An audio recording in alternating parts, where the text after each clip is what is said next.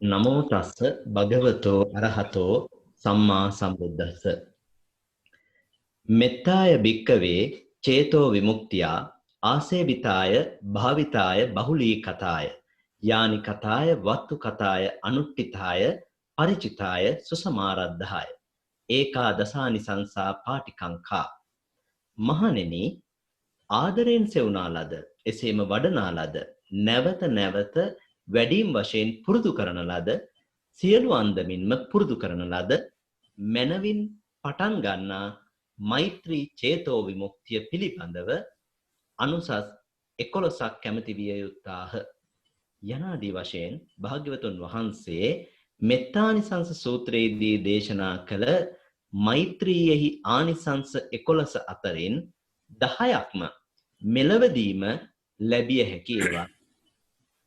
මෛත්‍රිය පුරුදු කිරීමට නම් ද්වේෂයේ ස්වභාවය හා එහි භයානකකම තේරුම්ගෙන සිටීම අත්‍යවශ්‍ය වේ.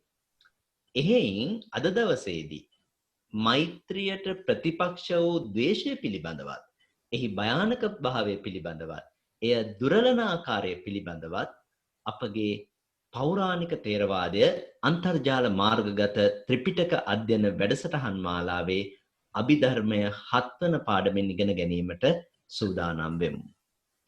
ශ්‍රී බුද්ධ වර්ෂ 2564ක් වූ පොසොන් මාස අව පෑලවිය නම් තිතිලත් ශනි දින හෙවත් ව්‍යවහාරික වර්ෂ 2020ක් වූ ජූනි මාස 6 වන සෙනසුරාදා ශ්‍රී ලංකාවේ වේලාවෙන් පස්වරු 7 උදාවන මේ මොහොතේදී ලෝකය පුරා විසිරී සිටින ඔබ අප සෑම සියලු දෙනාම Zoom යෙදවුම ඔස්සේ අන්තර්ජාලය හරහා සජීවීව මේ සම්බන්ධ වී සිටිනුයේ පෞරාණික තේරවාදය ත්‍රිපිටක අධ්‍යයන වැඩසටහනෙහි අභිධර්මය 7 වෙනි පාඩම සමගයි.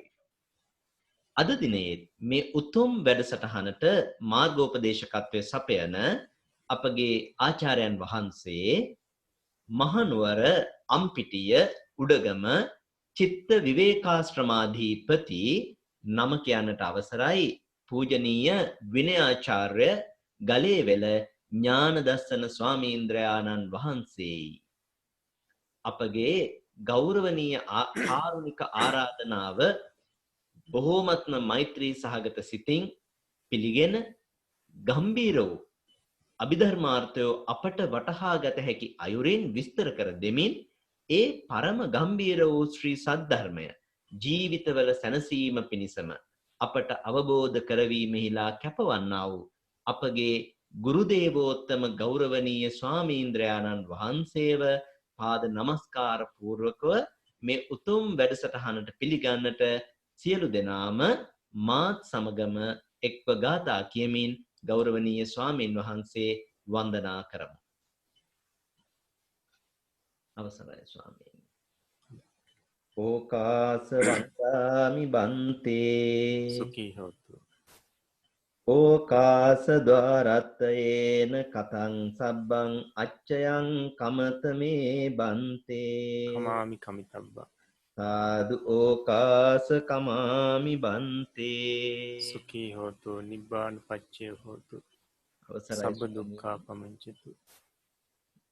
අද දවසේ මේ Zoom යෙදවුම හරහා අන්තර්ජාලය ඔස්සේ මේ පෞරාණික තේරවාද ත්‍රිපිටක අධ්‍යයන වැඩසටහන තුළින් උතුම් වූ ගම්භීර අභිධර්මාර්ථයන් වටහා ගන්නට ඉගෙන කියා ගන්නට සූදානම් වෙලා බොහෝමත් ඕනෑකමින් විශාල පිරිසක් එක් රැස්ව සිටිනවා.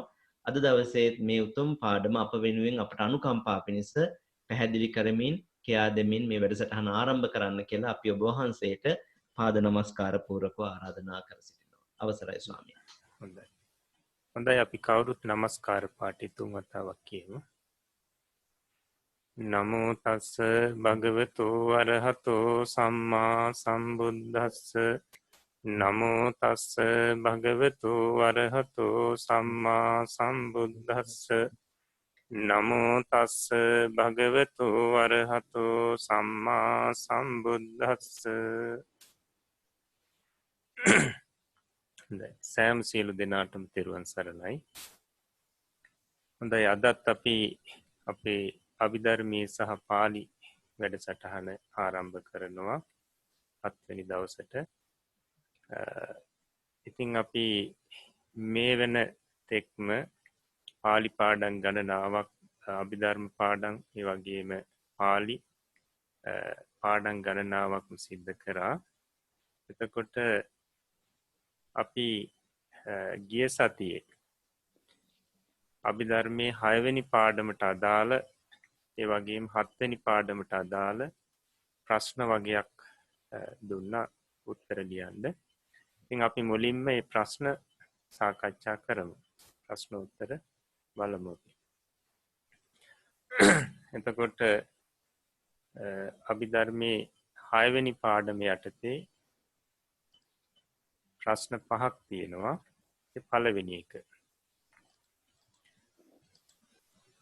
ලෝභ මූල සිත් වලින් සිදුවන අකුසල කර්මපත කවරහුද? ලෝභ මූල සිත් වලින් සිදුවන අකුසල කර්මපත කවරහුද? අපි බලමු පිළිතුර. ලෝභ මූල සිත් වලින් සිදුවන අකුසල කර්මපත නම් අදත්තා දානය, කාම මිත්‍යාචාරය, මුසාවාදය, පිසුනා වාචය, සම්ප්‍රප්පලාපය, අභිද්‍යාව, මිත්‍යා දෘෂ්ටිය යන සතේ. එකොට ලෝභ මූල සිත් වලින් සිදුවන අකුසල කර්මපත 7ක් තියෙනවා. ඒ 7 තමයි මේ දක්වලා තියෙන්නේ. අදත්තා දානය, කාම මිත්‍යාචාරය, මුසාවාදය, පිසුනා වාචය, සම්පප්‍රලාපය, අභිද්‍යාව, මිත්‍යා දෘෂ්ටිය යන 7. මේ ක්‍රමයෙන් ලියලා තියෙනවා නම් හරි ලකුණක් දාගන්න.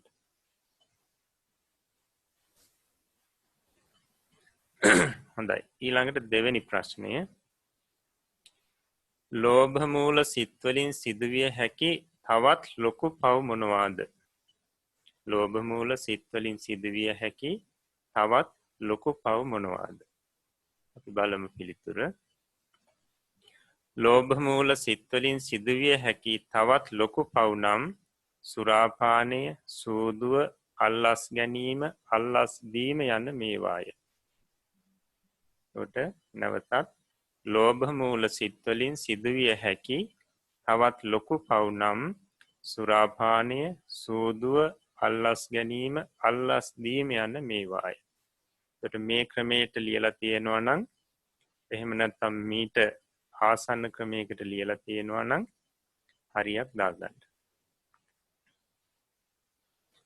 හොඳයි. ඊළඟට 3 වෙනි ප්‍රශ්නය. ලෝභ මූල සිත් වලින් ඇඳුමක් අඳින්නේ කෙසේද? ලෝභ මූල සිත් වලින් ඇඳුමක් අඳින්නේ කෙසේද? දැන් පිළිතුර අපි බලමු. ලස්සන වීමේ අපේක්ෂාවෙන්, අනුන්ගේ සිත් ගැනීමේ අපේක්ෂාවෙන්, උසස් කෙනෙකු ලෙස පෙනී සිටීමේ අපේක්ෂාවෙන් ඇඳුමක් ඇඳීමේදී ලෝභ මූල සිත් වලින් එම ඇඳුම ඇඳීම සිදුවේ. නැවතත් ලස්සන වීමේ අපේක්ෂාවෙන්, අනුන්ගේ සිත් ගැනීමේ අපේක්ෂාවෙන්, උසස් කෙනෙකු ලෙස පෙනී සිටීමේ අපේක්ෂාවෙන් ඇඳුමක් ඇඳීමේදී ලෝභ මූල සිත් වලින් එම ඇඳුම ඇඳීම සිදුවේ. මේ ක්‍රමෙන් ලියලා තියෙනවා නම් හරියක් දාගන්න. හොඳයි. ඊළඟට 4 වෙනි ප්‍රශ්නේ. පව් සිත් වලින් තොරව ලස්සන ඇඳුමක් අඳින්නේ කෙසේද? පව් සිත් වලින් තොරව ලස්සන ඇඳුමක් අඳින්නේ කෙසේද? දැන් පිළිතුර. ඇඳුම ලස්සන නැති බව නිසා දක්නවුන් කරන අවමානයේ මිදීමේ අපේක්ෂාවෙන් ලස්සන ඇඳුමක් ඇඳීමේදී පව් සිත් ඇති නොවේ. එතකොට නැවතත් ඇඳුම ලස්සන නැති බව නිසා දක්නවුන් කරන අවමානයෙන් මිදීමේ අපේක්ෂාවෙන් ලස්සන ඇඳුමක් ඇඳීමේදී පව් සිත් ඇති නොවේ. ඒ ක්‍රමයෙන් ලියලා තියෙනවා නම් හරියක් දාගන්න. ඊළඟට 5 වෙනි ප්‍රශ්නය. සතකුට කෑමදීමේදී ලෝභ මූල සිත් ඇති වන්නේත් නොවන්නේත් කෙසේද? සතකුට කෑමදීමේදී ලෝභ මූල සිත් ඇති වන්නේත් නොවන්නේත් කෙසේද? පිළිතුර කන සැටි බලා විනෝදය ලබනු පිණිස සතුන්ට කෑමදීමේදී ලෝභ මූල සිත් ඇතිවේ. නැවතත් කන සැටි බලා විනෝදය ලබනු පිණිස සතුන්ට කෑමදීමේදී ලෝභ මූල සිත් ඇතිවේ. ඊළඟට ලෝභ මූල සිත් ඇති නොවන හැටි සතුන්ට අනුග්‍රහයක් වශයෙන් කෑමදීමේදී ලෝභ මූල සිත් ඇති නොවේ. එතකොට කන සැටි බලලා විනෝදය ලබනු පිණිස සතුන්ට කෑම දෙනකොට ලෝභ මූල සිත් ඇති වෙනවා. සතුන්ට අනුග්‍රහයක් වශයෙන් එහෙම නැත්නම් අපි කුසගින්න නිවා ගැනීම සඳහා සතුන්ට කෑම දෙනකොට ලෝභ මූල සිත් ඇති වෙන්නේ නැහැ. හොඳයි. එතකොට ඒ පාඩමට අදාළ 6 වෙනි පාඩමට අදාළ ප්‍රශ්න අපි ප්‍රශ්නෝත්තර සාකච්ඡා කරා. ඊළඟට 7 වෙනි පාඩමට අදාළ ප්‍රශ්න. එතකොට බලමු පළවෙනි ප්‍රශ්නය. දෙවියන් දුන් දරුවාය කියා තමාගේ දරුවා සිප වැළඳ ගන්නා මවට ඇතිවන සිත කුමක්ද?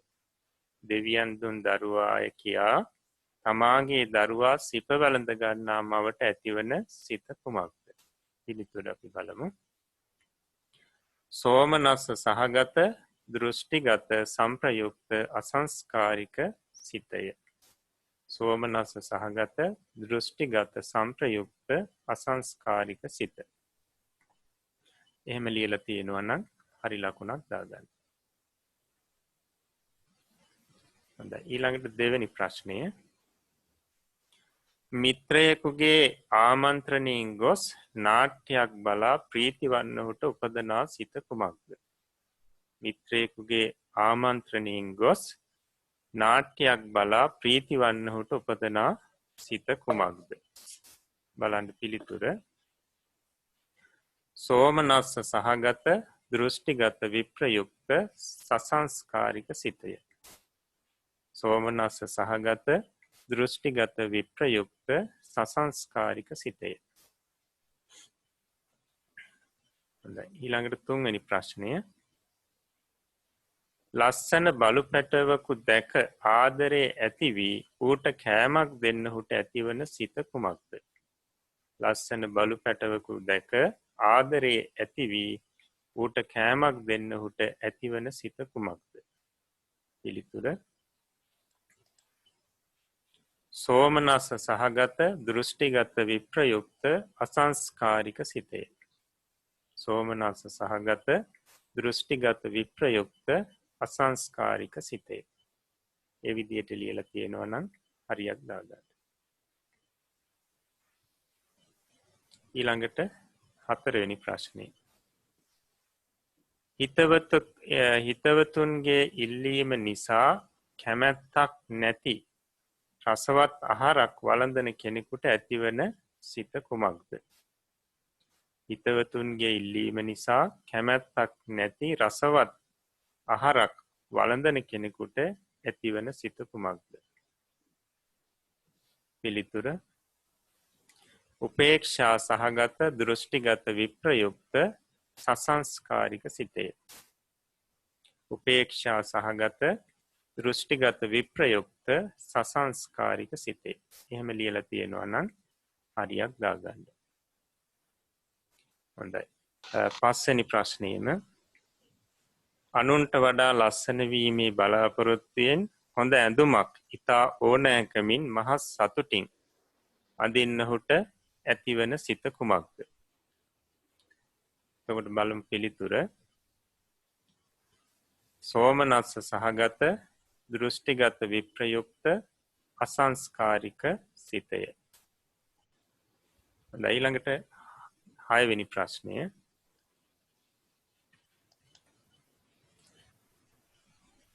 ලෝභ මූල සිත්වලින් විපාක දීමේ ශක්තිය ඊටාම වැඩි සිත කුමක්ද? ලෝභ මූල සිත්වලින් විපාක දීමේ ශක්තිය ඊටාම වැඩි සිත කුමක්ද? පිළිතුර උපේක්ෂා සහගත දෘෂ්ටිගත සංප්‍රයුක්ත අසංස්කාරික සිතේ.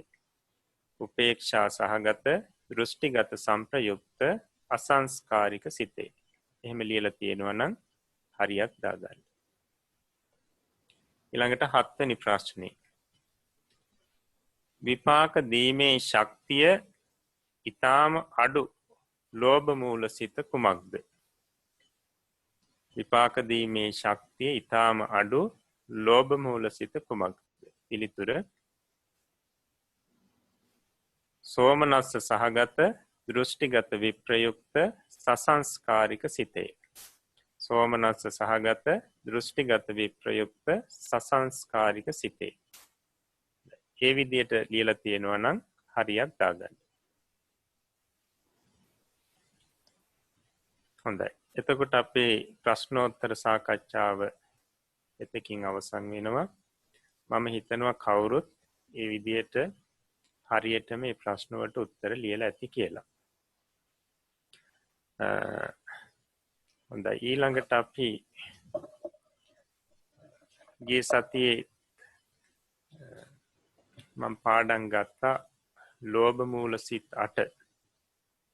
ඒත් කීප දෙනෙක්ම පාඩම් දුන්නා.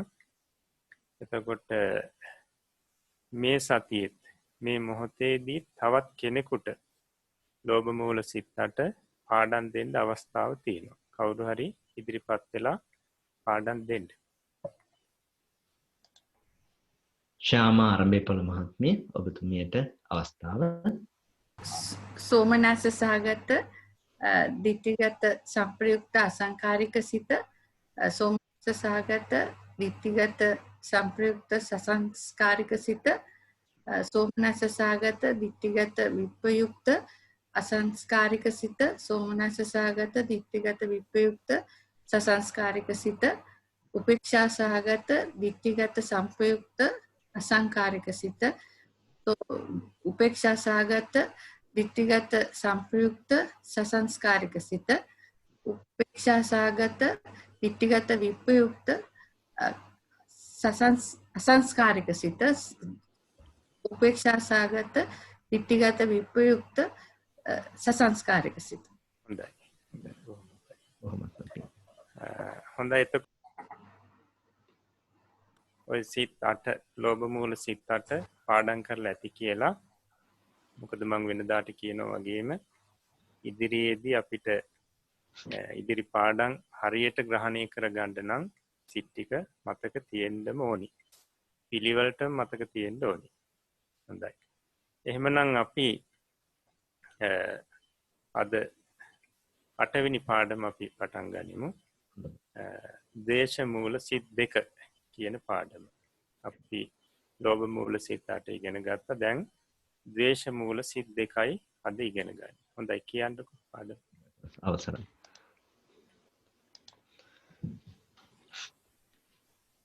ද්වේෂ මූල සිත් 2. ද්වේෂය යනු සිතින් ගන්නා වූ අරමුණ කෙරෙහි ඇතිවන විරුද්ධ ස්වභාවයය. අරමුණට නොකැමැති ස්වභාවයය. කෝපය, තරහව, වෛරය, බය, අප්පිරියාව, නොසතුට යන වචන වලින් කියවෙන්නේද ද්වේෂයය. අරමුණේ හැපෙන්නාක් මෙන් ඇතිවන බැවින් එයට ප්‍රතිග්‍රහ යයිද කියනු ලැබේ.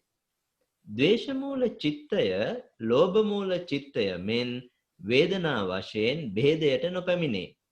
එය සෑම කල්හිම දෝමනස්ස වේදනාවෙන්ම යුක්ත වේ. දෝමනස්ස වේදනාවය යනු අරමුණේ නරක ගතිය ආස්වාදය කරන ස්වභාවය. ශෝකයයි කියනුයේද දෝමනස්ස වේදනාවටය. ද්වේෂ මූල චිත්තය භේදයට පැමිණෙන්නේ සංස්කාර වශයෙන් පමණකි. දෝමනස්ස සහගත ප්‍රතිග සංප්‍රයුක්ත අසංස්කාරික සිතය දෝමනස්ස සහගත ප්‍රතිග සංප්‍රයුක්ත සසංස්කාරික සිතය කියා ද්වේෂ මූල සිත් 2කි. කෙනෙකුගේ මෙහෙයීමක් නැතිව තමාගේ ඕනෑ කමින් ප්‍රාණඝාත ආදිය කිරීමේදී පළමුවන සිත ඇතිවේ. මෙහෙයීමකින් ප්‍රාණඝාතාදිය කිරීමේදී දෙවන සිත ඇතිවේ. ක්‍රීඩා පිණිස සිනහවෙන් සතුන් මරණ කල්හි ඇතිවන්නේද ද්වේෂ මූල සිත්මය. එබඳු අවස්ථාවල ඇතිවන ද්වේෂය සියුම්ය. තමාට හානියක් කරන්න එන සතුරකු මැරීමේදී ඇතිවන ද්වේෂය රෞද්‍රය. ක්‍රීඩා පිණිස සිනහවෙන් සතුන් මරණ කල්හි ද්වේෂය නැතයයි වරදවා නොගත යුතුය. ද්වේෂමූල සිත් උපදනා අවස්ථා. ප්‍රාණඝාතය, පරුෂ වචනය, ව්‍යාපාදය, අදත්තාදානය, මෘෂාවාදය, පෛශූන්‍ය වචනය, සම්ප්‍රප්පලාපය යන අකුසල කර්මපත සත සිදු කිරීම වශයෙන් ද්වේෂමූල සිත් උපදී. තවද අනුන්ගේ අගුණ කීමේදීද ඒවාට ඇහුම්කන් දීමේදීද තමා කළ වරද කියනවා ඇසෙන කල්හිද තමාගේ අඩුපාඩුකම් දුබලකම් කියනවා ඇසුණු කල්හිද සේවකාදීන් අකීකරු වූ කල්හිද අනුන් වරද කරනවා දක්නා කල්හිද අනුන් වරද කරනු ඇතය කියා සිතන කල්හිද තමා ආදරයෙන් පරිස්සම් කරන දේවල් අනුන් අතපත ගානවා දුටු කල්හිද තමා ඇලුම් කරන දෙයක් අනුන් ඉල්ලන කල්හිද අනුන්ගෙන් තමා ඉල්ලන දෙයක් නොදුන් කල්හිද තමා කියන වැඩක් අනුන් නොකළ කල්හිද තමාගේ කීම අනුන් නොපිළිගන්නා කල්හිද තමාට සමාවෙන් අනුන් තමාට සතුරුකම් කරන කල්හිද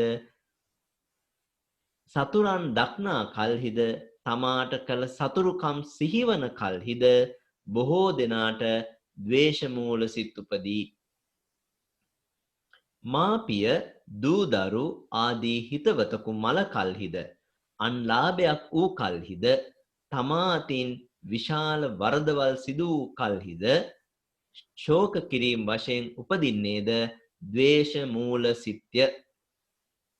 තමාට වඩා හොඳින් කන බොන අය, අඳින පළදින අය දුටු කල්හිද හොඳ රථවාහන වලින් යනෙන අය දුටු කල්හිද හොඳ ගෙවල් සාදාගෙන ඉන්න අය දුටු කල්හිද ගරු බුහුමන් ලබන අය දක්නා කල්හිද ඊර්ෂ්‍යා සහගතව ද්වේෂ මූල සිත් ඇතිවේ. නිතර අනුන්ගේ අගුණ සොයමින් කියමින් සිතමින් ඉන්නා ඇතමුන්ට එක් එක් දිනක බොහෝ ද්වේෂ මූලික අකුසල් සිත් පහළ වේ. හොඳයි. ද්වේෂ මූල සිත් දෙක කියන පාඩම යටතේ මේ ද්වේෂය කියන්නේ මොකක්ද කියන එක ඔන්න කෙටියෙන් පැහැදිලි කරනවා. මොකක්ද? ද්වේෂය යනු සිතින් ගන්නා වූ අරමුණ කෙරෙහි ඇතිවන විරුද්ධ ස්වභාවයය. ද්වේෂය කියලා කියන්නේ මේ සිතින් ගන්න අරමුණ කෙරෙහි ඇතිවන විරුද්ධ ගතිය. විරුද්ධ වෙන ගතියට තමයි ද්වේෂය කියලා කියන්නේ. එහෙම නැත්නම් අරමුණට නොකමැති ස්වરૂපේ. එතකොට මේ ද්වේෂය හඳුන්වන්න තව එක එක වචන අපි යොදනවා සාමාන්‍ය අපේ ව්‍යවහාරේ. ඒවා තමයි මේ කියන්නේ කෝපය, තරහව, වෛරය, ඊට පස්සේ බය, අප්පිරියාව, ඊට පස්සේ නොසතුට කියන මේ වචන වලින් කියවෙන්නේ ද්වේෂයම තමයි. ද්වේෂයම තමයි මේ වචන වලින් කියවෙන්නේ. එතකොට මේ ද්වේෂය අරමුණේ හැපෙන්නාක් මේ නැති වෙන නිසා මේකට කියනවා ද්වේෂයට ප්‍රතිග කියලා. ප්‍රතිග කියලා කියන්නේ ද්වේෂයටම තමයි. එහෙම කියන්න හේතුව තමයි අරමුණේ හැපෙන ස්වરૂපය නිසා. ප්‍රතිග කියලා කියන එක මතක තියාගන්න. එතකොට මේ ද්වේෂ මූල සිත අපි අර ලෝභ මූල සිත කිව විදිහට මේ වේදනා බෙහෙදයෙන් බෙදෙන්නේ නැහැ. දැන් ලෝභ මූල සිත වේදනා බෙහෙදයෙන් දෙකට බෙදුණා. මොකද සෝමනස්ස සහගත ඊළඟට උපේක්ෂා සහගත කියලා. හැබැයි මේ ද්වේෂ මූල සිත එහෙම වේදනා බෙහෙදයෙන් බෙදෙන්නේ නැහැ. නිරන්තරයෙන්ම පවතින්නේ දෝමනස්ස වේදනාවෙන් යුක්තව. දෝමනස්ස වේදනාවෙන් යුක්තවයි පවතින්නේ. එතකොට දෝමනස්ස වේදනාව කියලා කියන්නේ අරමුණේ නරක ගතිය ආස්වාදය කරන ස්වરૂපේ. අරමුණේ නරක ගතිය විඳින ස්වરૂපයට තමයි දෝමනස්ස වේදනාව කියලා කියන්නේ. එතකොට මේක පැහැදිලි කරනවා අපි ශෝකය කියලා කියන්නේ ඔය දෝමනස්ස වේදනාවටම කියලා. ඒකට ද්වේෂමූල චිත්තය ભેදයට පැමිණෙන්නේ මේ සංස්කාර වශයෙන්. අපි කිව්වේ අර සසංකාරික සහ අසංකාරික කියලා. එතකොට දැන් ලෝභ මූල සිත නම් ભેදයට පැමුණුනේ වේදනා වශයෙන්, ඊට පස්සේ දෘෂ්ටි වශයෙන්, ඊට පස්සේ සංඛාර වශයෙන්. හැබැයි මේ ද්වේෂ මූල සිත බෙදෙන්නේ සංඛාර වශයෙන් නැත්නම් සංස්කාර වශයෙන් විතරයි. එතකොට ඒ ක්‍රමයෙන් ගත්තහම ද්වේෂ මූල සිත් දෙකයි දෝමනස්ස සහගත ප්‍රතිඝ සංප්‍රයුක්ත අසංස්කාරික සිත, ඊළඟට දෝමනස්ස සහගත ප්‍රතිඝ සංප්‍රයුක්ත සසංස්කාරික සිත. අපිට බලන්න පුළුවන් මේ බෙහෙදේ ඇති වෙන විදිහ. ද්වේෂ මූල සිත අවසරයි සන්නස්. එතකොට මේ අසංස්කාරික සසංස්කාරික කියනකොට අපි මුලිනුත් පැහැදිලි කරා කාගේවත් මෙහෙවීමක් නැතුව નિરાයාසයෙන්ම අපිට ඒ කටයුත්තට සිත පහළ වෙනවා නම් ඒ අවස්ථාවේදී අසංස්කාරිකයි කියලා කිව්වා. කාගේ හරි මෙහෙවීමක් ඇතිව එහෙම නැත්නම් තමාගේම පසුබසින සිත උත්සාහවත් කරමින් ඇති වෙනවා නම් ඒ වෙලාවේදී සසංස්කාරික කියලා කිව්වා. අපි බලමු ද්වේෂ මූල සිත. ඔන්න ඒ ද්වේෂ මූල සිත ගත්තාම දෝමනස්ස සහගත ප්‍රතිඝ සංප්‍රයුක්තයි. කි වෙනසක් නැහැ. ඊට පස්සේ බෙදෙනවා දෙකට. එකක් දෝමනස්ස සහගත ප්‍රතිඝ සංප්‍රයුක්ත අසංස්කාරික සිත. අන්න. ඊළඟට දෝමනස්ස සහගත ප්‍රතිඝ සංප්‍රයුක්ත සසංස්කාරික සිත. එතකොට බලන්න ද්වේෂ මූල සිත මේ දෙකට බෙදෙන හැටි නැත්නම් සිත් දෙකක් බවට පත් වෙන්නේ මේ සංස්කාර වශයෙන් පමණයි. එක සිතක් අසංස්කාරිකයි, එක සිතක් සසංස්කාරිකයි. එතකොට මතක තියාගන්න බොහොම පහසුයි. දෝමනස්ස සහගත ප්‍රතිඝ සංප්‍රයුක්ත අසංස්කාරික සිත, දෝමනස්ස සහගත ප්‍රතිඝ සංප්‍රයුක්ත සසංස්කාරික සිත. එතකොට ඒ විදිහට තමයි ඒ සිත් දෙක එන්නේ. එතකොට අපිට ඒක බලා ගන්න පුළුවන්. පොතේ ඒ විදිහටම තියෙනවා. පළවෙනි එක දෝමනස්ස සහගත ප්‍රතිඝ සංප්‍රයුක්ත අසංස්කාරික සිත.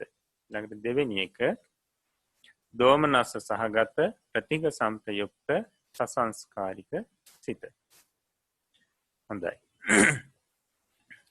එතකොට මේක පැහැදිලි කරනවා කෙනෙකුගේ මෙහෙවීමක් නැතිව තමාගේම ඕනෑකමින් ප්‍රාණඝාත ආදී කිරීමේදී පළවෙනි ද්වේෂ මූල සිත ඇති වෙනවා. ඊළඟට අනුන්ගේ මෙහෙවීමකින් තමන් ප්‍රාණඝාත ආදියක් කරනකොට දෙවෙනි ද්වේෂ මූල සිත ඇති වෙනවා. හොඳයි. එතකොට දැන් අපි සමහරවිට අපිට හිතෙනවා අපි මේ විනෝදයට සත්තු මරනකොට අපිට ඔය ද්වේෂ මූල සිත් ඇති නොවෙනවා ඇති. එතකොට අපි ලෝභ මූල සිත් වලින් ඒ සත්තු මරනවා ඇති කියලා අපිට සමහරවිට හිතෙන්න පුළුවන්. නමුත් ඒ අවස්ථාවේදී සතා මරණ අවස්ථාවේදී ඇති වෙන්නේ ද්වේෂ මූල සිත්මයි කියන එක පැහැදිලි කරනවා. ඒ අවස්ථාවේදී ඇතිවෙන ද්වේෂය බොහොම සියුම් දේශයකින් යුතුව තමයි ද්වේෂ මූල සිත් පහළ වෙන්නේ. එතකොට තමන්ට හානියක් කරන්නට එන සතුරෙකු මැරීමේදී ඇතිවෙන ද්වේෂය රෞද්‍රයි. හැබැයි ක්‍රීඩා පිණිස සිනහවෙන් සතුන් මරණ කල්හි ඇතිවෙන ද්වේෂය බොහොම සියුම්. ඒ වෙලාවේ ද්වේෂය නැහැ කියලා ගන්න එපා කියලා කියනවා. හොඳයි. ඊළඟට ද්වේෂ මූල සිත් උපදින අවස්ථා. අපි ලෝභ මූල සිත්වලත් මේ විදිහටම පැහැදිලි කරා. කර්මපත 7ක්. එතකොට ද්වේෂ මූල සිත්වලත් ওই විදිහටම කර්මපත 7ක් පැහැදිලි කරනවා. බලන්න. ප්‍රාණඝාතය, පරුෂ වචනය, ව්‍යාපාදය, අදත්තා දානය, මුසාවාදය, පෛශුන්‍ය වචනය, සම්ප්‍රප්‍රලාපය කියන මෙන්න මේ අකුසල් කර්මපත 7 සිදු කිරීම වශයෙන් ද්වේෂ මූල සිත් උපදිනවා කියලා පැහැදිලි කරනවා. එතකොට බලන්න දැන් කර්මපත කියලා කිව්වේ ප්‍රතිසන්දී අනතුරු භවයේ උප්පත්තියක් ලබා දෙන කර්ම වලට අපි කිව්වා කර්මපත කියලා. කර්මපත. එතකොට එබඳු කර්මපත 7ක් මේ ද්වේෂ මූල සිත් වලින් සිදු වෙනවා. එතකොට ප්‍රාණඝාතය, පරුස වචනේ, ව්‍යාපාදේ. මෙන්න මේ තුන තමයි විශේෂයෙන්ම මේ ද්වේෂ මූල සිත් වලින් සිද්ධ වෙන්නේ. ඊළඟට මෙතන මුසාවාදය කියලා කියන්නේ මුසාවාදය කියන එකමයි. ඒක වෙනසක් නැහැ. පයිශුන්‍ය වචනේ කියලා කියන්නේ පේශුන්‍ය වචනේ නැත්නම් අපි කේලම් කියනවා කියන්නේ අන්න ඒකමයි.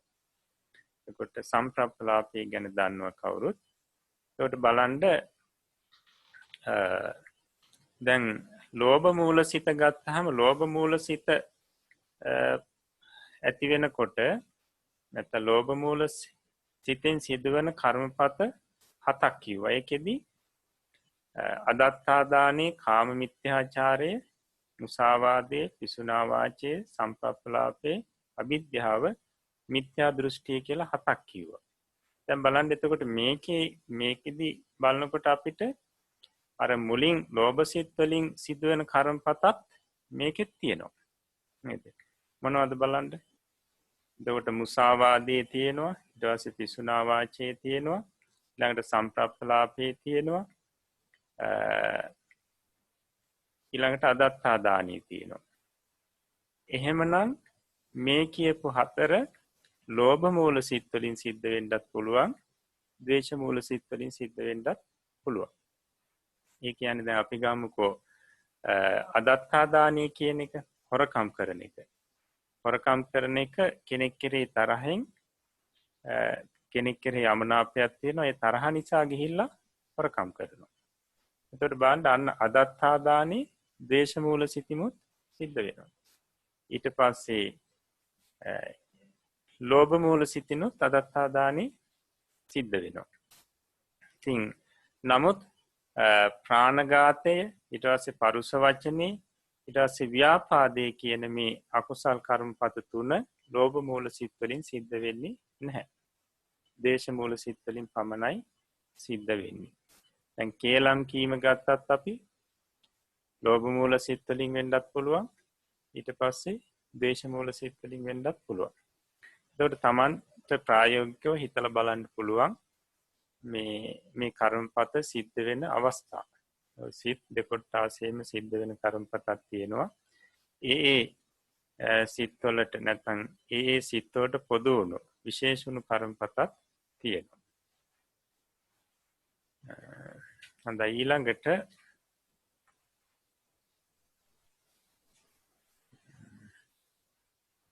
දැන් අපි පරුෂ වචනේ කියනකොට මොකක්ද ඉතින් අදහස් කරන්නේ මේ අනිත් අයගේ සිත් රිදෙන වචනේ කියන එක.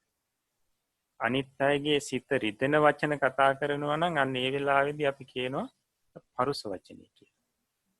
දැන් පරුෂ වචනේ කියනකොට සමහරුන් ඒ අය අනිත් කෙනාගේ ජාතිය ගැටලා බයිනවා. එහෙම නැත්නම් එයාගේ ශිල්පේ ගැටලා බයිනවා. එහෙම නැත්නම් නම සම්බන්ධ කරලා බනිනවා. ඉතින් අන්න ඒ අවස්ථාව තමයි එතනදී මේ පරුෂ වචනේ කියලා අදහස් කරන්නේ. එතකොට ව්‍යාපාදේ කියන එකත් අපි එදා මම හිතන්නේ පැහැදිලි කරා. අන් කෙනෙක් කෙරෙහි තරහ ගන්නවා එපමණකින් ව්‍යාපාදේ නැහැ. ඒ තැනත්තා නැසේවා, දැනසේවා කියලා හිතනවා. අන්න එතකොට තමයි ව්‍යාපාද කර්මපතේ සිද්ධ වෙන්නේ. හොඳයි. ඊළඟට පැහැදිලි කරනවා අනුන්ගේ අගුණ කීමේදී, ඒවට අහුම්කම් දීමේදී, තමා කරන කල වරද කියනවා ඇසෙන කල්හි, තමාගේ අඩුපාඩුකම් දුබලකම් කියනවා ඇසෙන කල්හි මේ ද්වේෂ මූල සිත් අපිට පහළ වෙනවා කියන එක. ඊට පස්සේ සේවකාදී නකී කරු වෙනකොට, ඊට පස්සේ අනුන් වරද කරනවා දකිනකොට, අනුන්ගේ අනිත් කෙනෙක් වරදක් කරයි කියලා හිතෙනකොට මේ අවස්ථාවවලදී ද්වේෂ මූල සිත් ඇති වෙනවා. ඊට පස්සේ අපි කෙනෙකුගෙන් යමක් ඉල්ලනවා, ඒක දෙන්නේ නැහැ. එතකොට ඒ අවස්ථාවේදීත් මේ ද්වේෂ මූල සිත් ඇති වෙනවා. ඊට පස්සේ සතුරන් දකිනකොට තමාට කරපු සතුරුකම් සිහි වෙනකොට මේ ද්වේෂ මූල සිත් ඇති වෙනවා. ඊළඟට පැහැදිලි කරනවා මේ ශෝක කිරීම වශයෙන්ුත් ඇති වෙන්නේ ද්වේෂ මූල සිත්මයි කියලා. කියන්නේ දැන් අපි ප්‍රිය කෙනෙක් මැරුණට පස්සේ එහෙම නැත්නම් වෙන අලාභයක් සිදු වුණාට පස්සේ එහෙමත් නැත්නම් තමන් අතින් විශාල වරදවල් සිදු වුණාට පස්සේ ශෝකය ඇති වෙනවා අපිට. එතකොට අන්න ඒ ශෝකය ඇති වෙනවා කියලා කියන්නේ ඒ වෙලාවේ පහළ වෙන්නේ ද්වේෂ මූල සිත්මයි. ඊළඟට මේ ඊර්ෂ්‍යාවත් එක්ක ද්වේෂය පහළ වෙන්නේ. කියන්නේ නැත්නම් අපි ද්වේෂයත් එක්කම තමයි ඊර්ෂ්‍යාවත් ඇති වෙන්නේ. පැහැදිලි කරන එක තමාට වඩා හොඳින් කන බොන අය, අඳින පළඳින අය දැක්කහම, හොඳ රථ වාහන වලින් යන්නේ අය දැක්කහම, හොඳ ගෙවල් හදාගෙන ඉන්න අය දැක්කහම, ඒ වගේම ගරු බුහුමන් ලබන අය දැක්කහම අපිට ඊර්ෂ්‍යා සහගතව ද්වේෂ මූල සිත උපදිනවා. ඊට පස්සේ පැහැදිලි කරනවා නිතරම අනුන්ගේ අගුණ සොයමින් ඉන්න අයට, හිතමින් ඉන්න අයට දවසේ බොහෝ කාලයක් පහළ වෙන්නේ ද්වේෂ මූල සිත්මයි කියලා. එතකොට බලන්න මෙතනදී පැහැදිලි කරනවා මේ ද්වේෂ මූල සිත් දෙකයි තියෙන්නේ. හැබැයි පුළුල් විෂය පරාසයක් මේ දෙකට කැටි වෙනවා මේ සිත් දෙකට. එතකොට අපි ඉදිරියේදී පැහැදිලි කරනවා මේ සම්බන්ධයෙන් කියන්නේ ද්වේෂයත් එක්ක තමයි ඊර්ෂ්‍යාව, මච්චරිය, කුක්කුච්චය කියන මේ චෛතසික තුනත් පහළ වෙන්නේ. නැත්නම් අපි කියන හැටියට මේ කෙලෙස් තුනත් පහළ වෙන්නේ මේ ද්වේෂ මූල සිතත් එක්කමයි. දැන් ඊර්ෂ්‍යාව කියලා කියන්නේ තමාට වඩා හොඳින් ඉන්න අය දැක්කට පස්සේ ඒක නොයිවසන ගතිය හිතේ. අන්නේ ඊර්ෂ්‍යාවත් ඇති වෙන්නේ මේ ද්වේෂ මූල සිතේම තමයි. දැන් ද්වේෂ මූල සිත එක්කම තමයි. ඊළඟට අපි මච්චරිය කියලා කියන්නේ තමාගේ තියෙන දේවල් සංගවන ගතිය. අනිත් අයට සාධාරණීය වෙන්න දෙන්නේ නැහැ. සංගවන ගතිය. ඒකට කියනවා මච්චරිය කියලා. මේ මච්චරිය ඇති වෙනකොටත් ද්වේෂ මූල සිත් තමයි පහළ වෙන්නේ. ඊළඟට කුක්කුච්චේ කියලා කියන්නේ කල නොහොඳ, නොකල හොඳ ගැන පසුතැවෙනවා. කල නොහොඳ, නොකල හොඳ ගැන පසුතැවෙනවා. අනේ මගේ අතින් මෙහෙම වරද්දක් වුණානේ, මට ඒ වෙලාවේ ඒක නොකර ඉඳයි තිබ්බේ, ওই විදිහට පසුතැවෙනවා. මේ පසුතැවෙන අවස්ථාවේදී පහළ වෙන්නේ ද්වේෂ මූල සිත්මයි. ද්වේෂ මූල සිත්මයි පහළ වෙන්නේ. හොඳයි. ඒ සම්බන්ධයෙන් අපි තවදුරටත් ඉදිරියේදී පැහැදිලි කරනවා. අපි කෙටියෙන් තමයි දැන් ඔය පැහැදිලි කරේ. ඊට පස්සේ මේ ද්වේෂසිත පහළ වෙන්න තවත් හේතු මේ ධර්මයේ දක්වනවා. ඒවට කියනවා දස ආඝාත වස්තු කියලා. දස ආඝාත වස්තු. අහලත් ඇති බොහෝ දෙනෙක්. ඒකෙදී පළවෙනි එක පැහැදිලි කරනවා අනත්තම්මේ අචරි. අනත්තම්මේ අචරි. ඒ කියන්නේ අසවලා මට අනර්ථයක් කරා. අසවලා මට අනර්ථයක් කරා කියන මෙන්න මේ අදහස නිසා ද්වේෂ මූල සිත් පහළ වෙන්න ගන්නවා. දැන් අපි කියන්නේ අසවලා මට මෙහෙම කරා. මේ වගේ නොහොබිනා දේවල් කරා. එතකොට මේ අදහසත් එක්ක ඔන්න ඊට පස්සේ වෙන්නේ ද්වේෂ මූල සිත් පහළ වෙනවා. ඊළඟට අනත්තම්මේ චරති. ඒ කියන්නේ අසවලා මට දැනුත් අනර්ථය කරනවා. මේ වර්තමානිත් කරනවා. අන්න ඒ විදිහට හිතනකොට ඊට පස්සේ ද්වේෂ මූල සිතයි අපිට පහළ වෙන්න ගන්න. ඊළඟට අනත්තම්මේ චරිස්සති. ඒ කියන්නේ අසවලා මට අනාගතයේදී අනර්ථය කරાવી. අසවල් කෙනා වර්තමානයේත් කරනවා අනාගතයේත් මට කරાવી කියලා ඔන්න ඔය විදිහට අදහස් එනකොටත් ඊළඟට ද්වේෂ මූලසිත පහළ වෙනවා. ඊළඟට පියස්සමේ මනාපස්ස අනත්තං චරි. ඒ කියන්නේ මගේ මිත්‍රයාට මට මගේ ප්‍රියමනාප කෙනාට අසවලා අනර්ථය කරා. අසවලා නොහොබිනා වැඩ කරා. අන්න ඒ විදිහට සිතුවිලි එනකොටත් ඊට පස්සේ ද්වේෂ මූල සිත් තමයි පහළ වෙන්න ගන්නේ.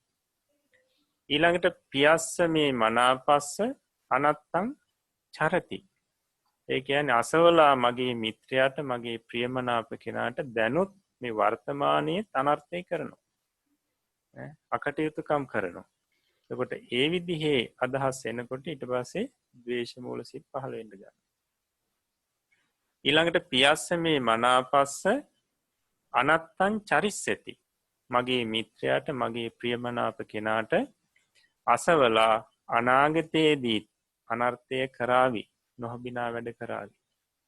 අන්න ඒ විදිහට හිතනකොටත් ද්වේෂ මූල සිත් පහළ වෙන්න ගන්නවා. ඊළඟට අප්පියස්සමේ අමනාපස්ස.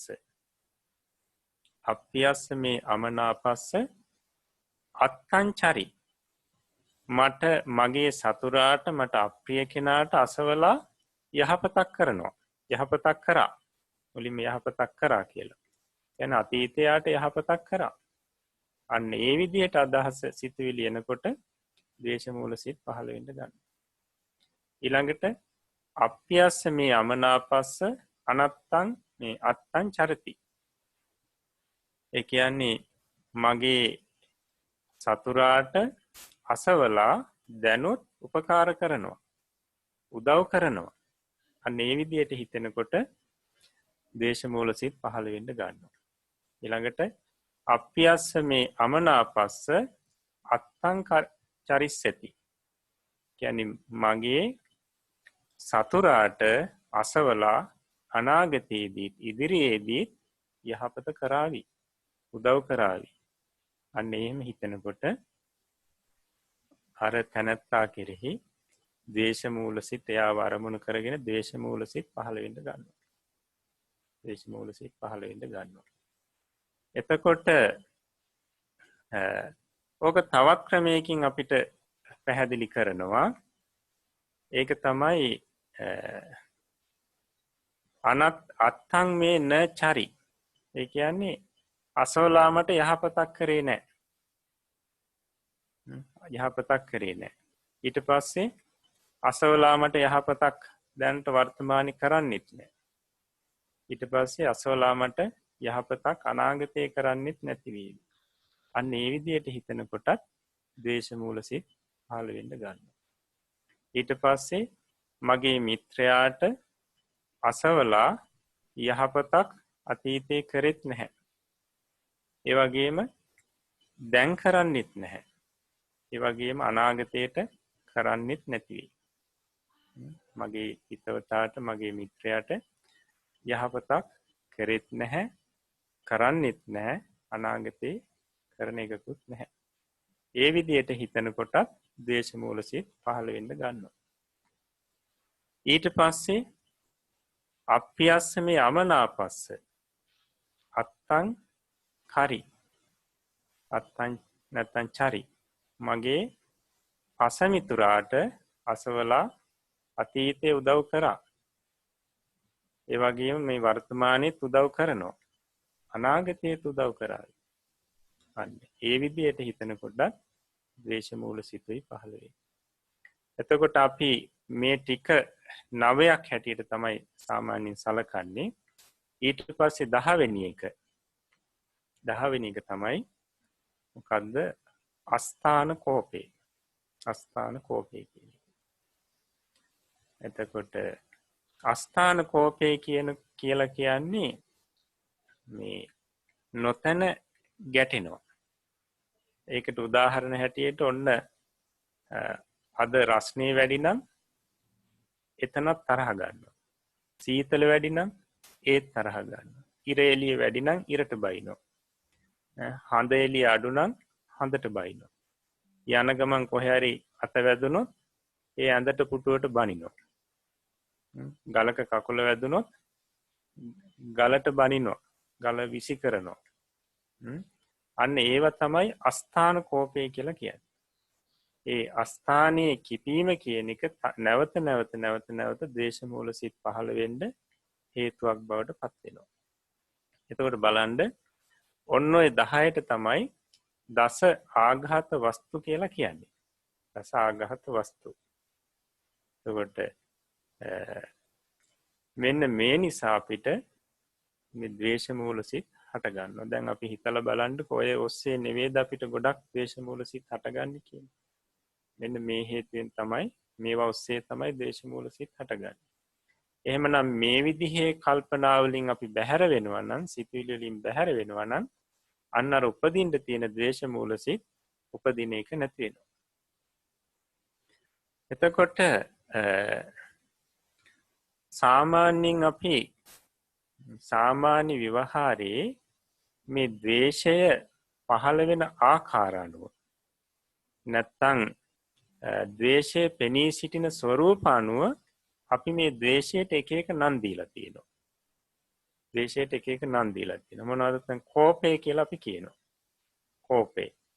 කෝපය කියලා කියන්නේ මේ අරමුණට තදින් ගැටෙන ස්වરૂපය නිසා අරමුණට තදින් ගැටෙන නිසා අපි ගැටීම් ස්වરૂපයට කෝපය කියලා කියනවාද? නැත්නම් ක්‍රෝධය කියලා කියනවා. නේද? ඊළඟට අපි බය කියලා කියනවා. දැන් ඇත්තටම අපි බය වෙනවා. එතකොට බය වෙනකොට අපිට පහළ වෙන්නේ මොන සිද්ද කියලා සමහරවිට අපිට ගැටලුවක් තියෙනවා. එතකොට මේ බය අවස්ථාවේදීත් පහළ වෙන්නේ ද්වේෂ මූල සිත්මයි කියලා පැහැදිලි කරනවා. එතකොට ඒ අවස්ථාවේදී මේ ද්වේෂය ඇති වෙන්නේ අරමුණේ පසුබසින ස්වરૂපයෙන්. ඒ කියන්නේ ද්වේෂයට නැත්නම් අපේ අරමුණ බලවත් අරමුණක්.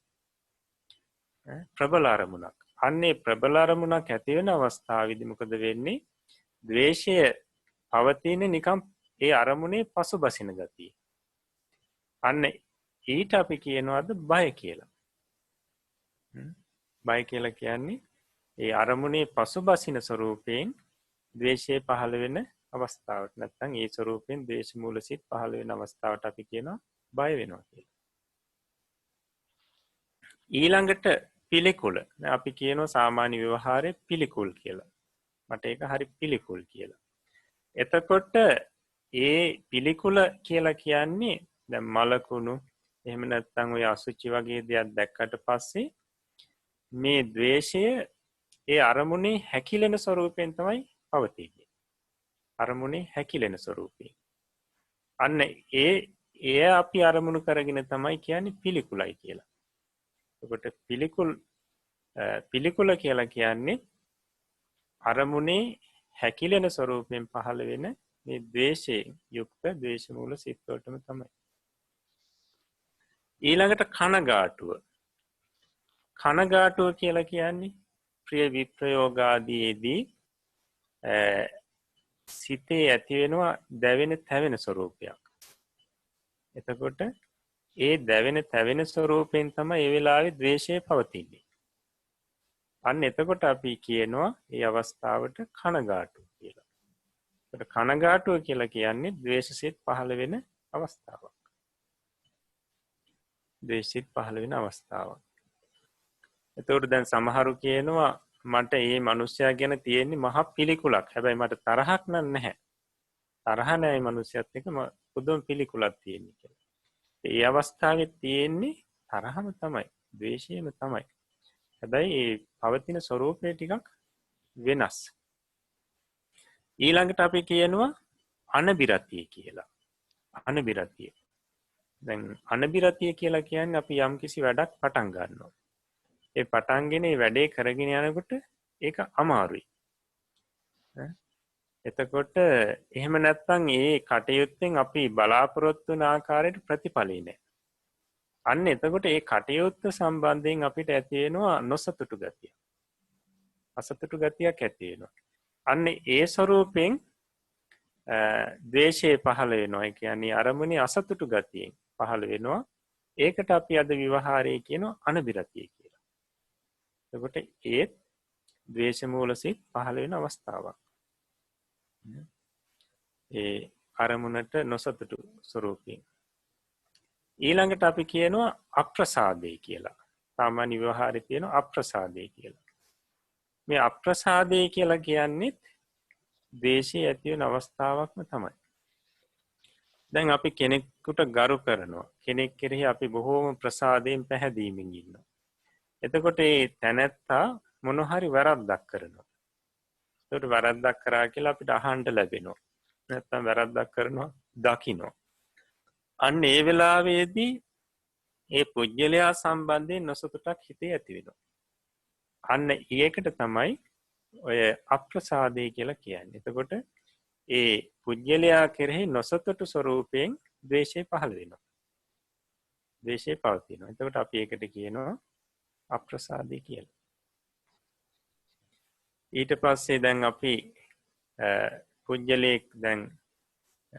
පුජ්‍යලෙක් තමාගේ පියාව ඝාතනය කරා. ඊට පස්සේ කෙනෙක් හිතනවා මම කවදා හෝ මේ තනත්තා ඝාතනය කරනවා.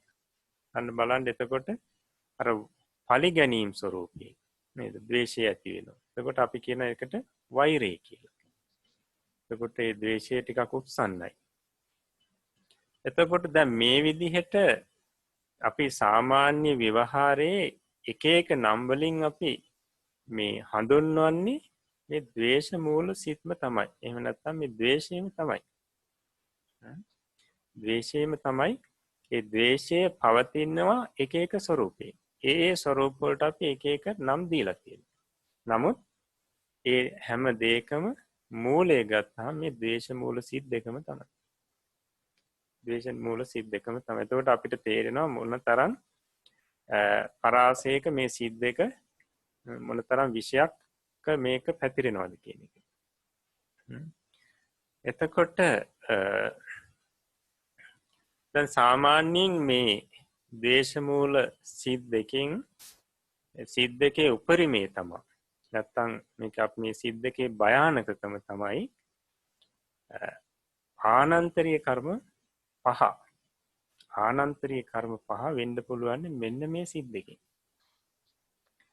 එතකොට ද්වේෂ මූල සිත් වලින් තමයි ආනන්තරීය පාප කර්ම සිද්ධ වෙන්නේ. ආනන්තරීය පාප කර්ම කියලා කියන්නේ මේ අනතුරු භවයේම අපායෝත්පත්තිය ලබලා දෙන කර්ම. නිරේ උප්පත්තිය ලබලා දෙන කර්ම වලට කියන ආනන්තරීය පාප කර්ම කියලා. එතකොට මහා බලවත් කර්ම. එතකොට සාමාන්‍යයෙන් අපි ආනන්තරීය පාප කර්ම කියනකොට 5ක් කියනවා. ඒ පහ මොනවද? සංඝ බේදේ. ඊට පස්සේ ලෝහිත උප්පාදේ. ඊට පස්සේ අරහත් ඝාතනේ. ඊළඟට මව මැරීම, පියා මැරීම. සංඝ බේදය, බුදුරජාණන් වහන්සේගේ ඇඟේ ලේසලවීම.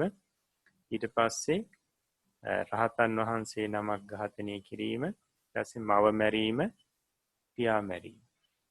එතකොට ඔය පහ. එතකොට මේ පහම සිද්ධ වෙනවා නම් වෙන්නේ ද්වේෂ මූල සිත් වලින් පමණයි. ද්වේෂ මූල සිත් වලිනුයි සිද්ධ වෙන්නේ. එතකොට බලන්න මේ ද්වේෂ මූල සිත් දෙකක් වුණාට තියෙන භයානකම.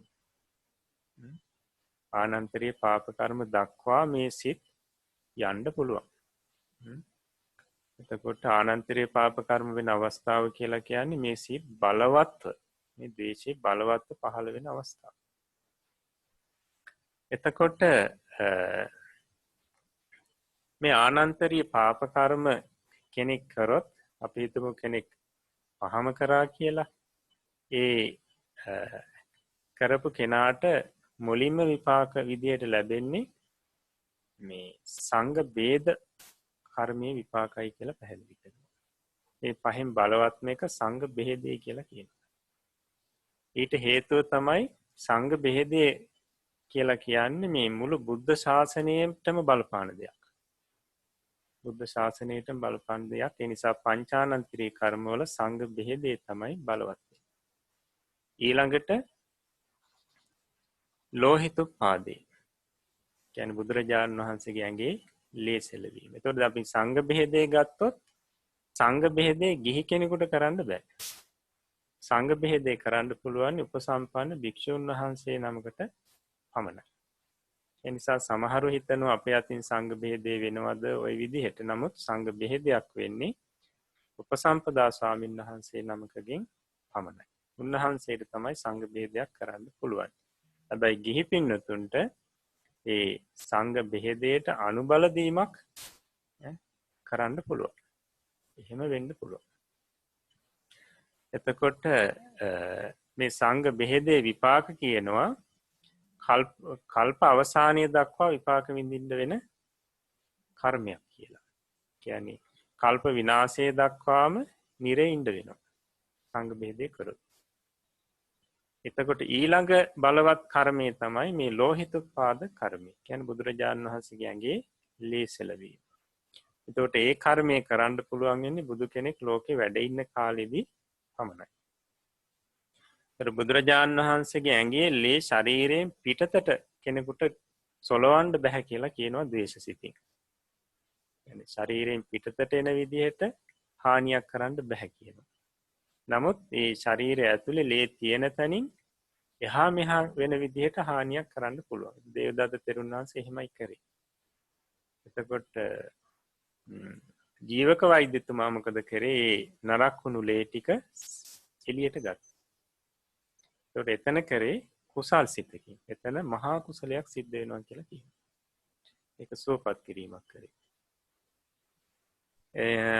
ඊළඟට බලවත් කර්මයේ හැටියට පැහැදිලි කරන්නේ අරහත් ඝාතනය. රහතන් වහන්සේ නමක් ඝාතනය කිරීම. එතකොට එතනදී පැහැදිලි කරනවා මේ මනුෂ්‍ය රහතන් වහන්සේ නමක් වෙන්න ඕනේ කියලා. මනුෂ්‍ය රහතන් වහන්සේ. ඊළඟට මාතෘ මව මැරීම පියා මැරීම. මෙතනදී මේ දෙකෙන් බලවත් වෙන්නේ කෝකද කියන එක පැහැදිලි කරනවා. මවයි පියයි දෙන්න අතරින් පියා සිල්වත් මව දුස්සීලයි. අන්න එතකොට පියා මැරීමේ පාප කර්මය තමයි බලවත් වෙන්නේ. ඊළඟට මේ දෙන්නම අපි හිතමුකෝ දුස්සීලයි කියලා. දෙන්නම දුස්සීලයි නම් එතනදී මව මැරීමේ පාප කර්මය තමයි බලවත් වෙන්නේ. මව මැරීමේ සාමාන්‍යයෙන් අපි ගත්තොත් දෙන්නම සම ගුණයක නම් ඉන්නේ. ඒ අවස්ථාවේදී මව මැරීමේ අකුසලයේ තමයි බලවත් වෙන්නේ කියලා කියනවා. එතනදී පැහැදිලි කරනවා මවගේ ගුණ වැඩි කියලා. මවගේ ගුණ වැඩි. එතකොට මේ කියන ආනන්තරීය කර්ම තිරිසන් ලෝකයට අදාළ වෙන්නේ නැහැ. මේක මිනිස්යන්ට තමයි අදාළ. එතකොට සමහරවිට අපි හිතමුකෝ තිරිසන් මිනිස්සෙක් තිරිසන් මවක් අපි වෙනවා කියලා හිතලා අපි කියමුකෝ. මැරුවොත් එතන ආනන්තරීය නැහැ කියලා කියනවා. ඒකට මේක බලපාන්නේ මේ මිනිස්යන් අතර. හොඳයි. එතකොට ද්වේෂ මූල සිත්වල තියෙන ඔය භයානකම මේ පංච ආනන්තරීය කර්ම දක්වා යන්න පුළුවන්. බුදුරජාණන් වහන්සේ පැහැදිලි කරන්නේ පෘථග්ජන පුජ්‍යලයා මේ ආනන්තරීය කර්ම පහෙන් තාම නිදහස් වෙලා නැහැ. වෙන්න පුළුවන් කොයි අවස්ථාවකද? ද්වේෂය උස්සන්න වුණොත් වෙන්න පුළුවන්. එතකොට අනිවාර්යයෙන්ම මේ කර්ම පහෙන් එකක් හෝ කරොත් ඊළඟ භවයේ මේ නිරේට යනවම තමයි. නිරේට නොගෙහින් බේරෙන්න මේ ලෝකේ පුරාම චෛත්‍ය හැදුවත් බුදුරජාණන් වහන්සේගේ පිටිපසෙන් හැමදාම ගියත් සංඝයා වෙනුවෙන් මහා දාන දුන්නත් ඒකෙන් නිදහස් වෙන්න බෑ කියලා කියනවා. කොහොමදවත් නිදහස් වෙන්න බෑ. එතකොට අජාසත් රජතුමා මේ පියා මැරුවා කර්මී කරගත්ත. හැබැයි බුද්ධ ශාසනය වෙනුවෙන් මහා පින් කරපු නිසා අර නිරේ ඉපදිලා දුක් විඳින්න තිබුණු කාලේ ටිකක් අඩු වුණා. හැබැයි නිරේ උපදින එක නැවතුනේ නැහැ. ඒකට අවුරුදු 60000ක් ලෝක නිරේ දුක් විඳින්න සිද්ධ වුණා. එහෙම නැත්නම් මේ අවුරුදු ලක්ෂ ගණන් දුක් විඳින්න තිබුණු කර්මයක් ඒක. හොඳයි. එතකොට දැන් අපි ගොඩකට ප්‍රශ්නය තියෙන්නේ මේ ලෝභ මූල සිත්වලට වඩා ද්වේෂ මූල සිත් සම්බන්ධයෙන්.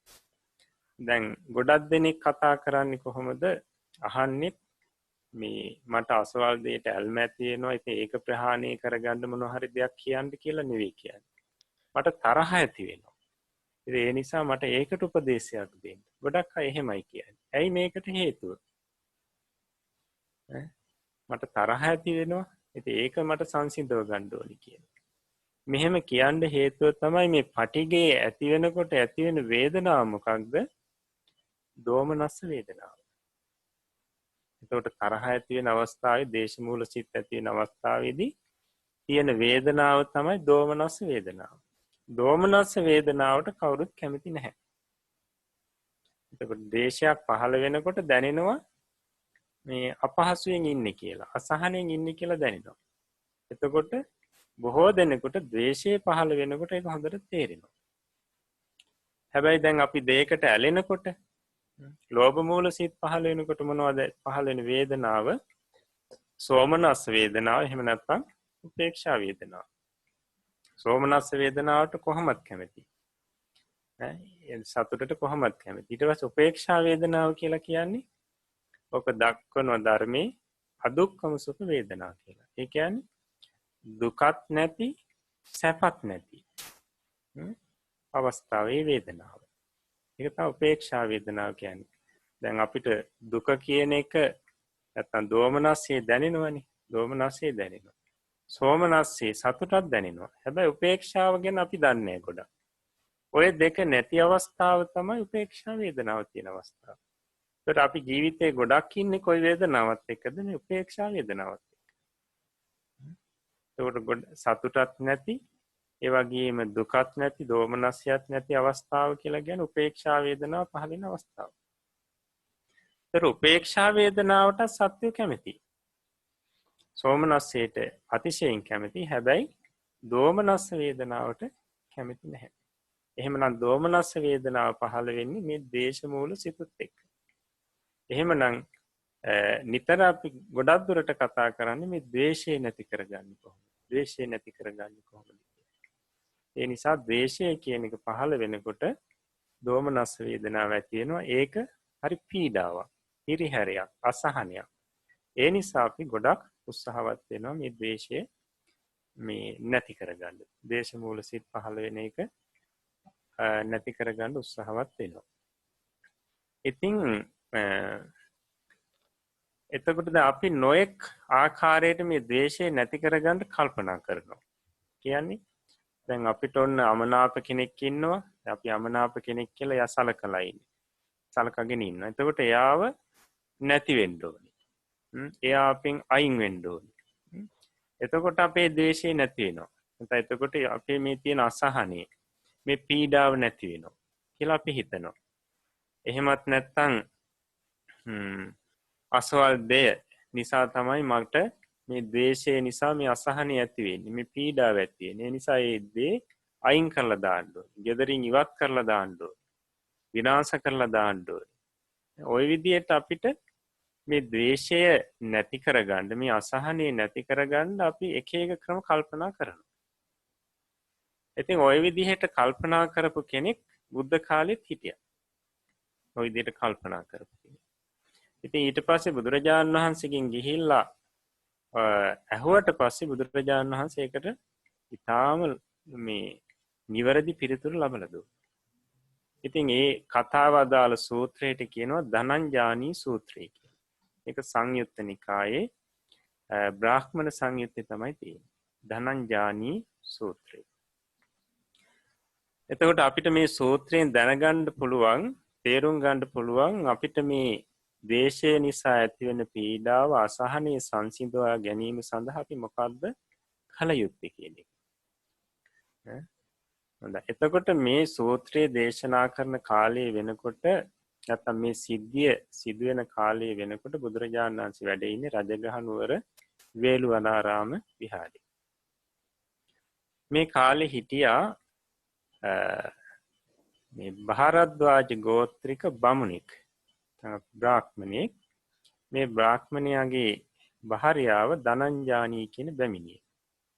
ඒකට මේ බමුණ මිත්‍යා දෘෂ්ටිකයි. හැබැයි මේ බැමිණිය සෝවාන් වෙලා හිටපු ශ්‍රාවිකාවක්. සෝවාන් වෙලා හිටපු ආරි ශ්‍රාවිකාවක්. එතකොට මේ බමුණ දැඩි මිත්‍යා දෘෂ්ටිකයි. එතකොට තමන්ගේ ශාස්ත්‍රූන් වන බමුණන් ගෙදරට ගෙන්නලා තමයි ආහාර පාන නැත්නම් දානි දෙන්නේ. හැබැයි බැමිණිය බුද්ධ ප්‍රමුඛ සංඝ රත්නයේ ගෙදරට වඩම්මලා තමයි දානි දෙන්නේ. එතකොට බැමිණිය දානි දෙන දවසට බමුණ උදේම ගෙදරින් පිටත් වෙනවා. එන්නේ නැහැ. ඉවරනකන් එන්නේ නැහැ.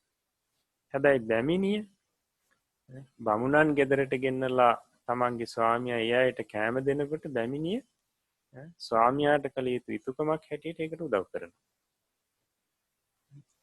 එතකොට එක දවසක් මේ බමුණ සංවිධානයක් කරගත්තා හෙට දවසේ අපේ ගෙදර මගේ ශාස්ත්‍රූ බමුණුවරුන්ට නැත්නම් ශාස්ත්‍රූන් වහන්සේලාට දානයක් දෙන්න ඕනේ කියලා.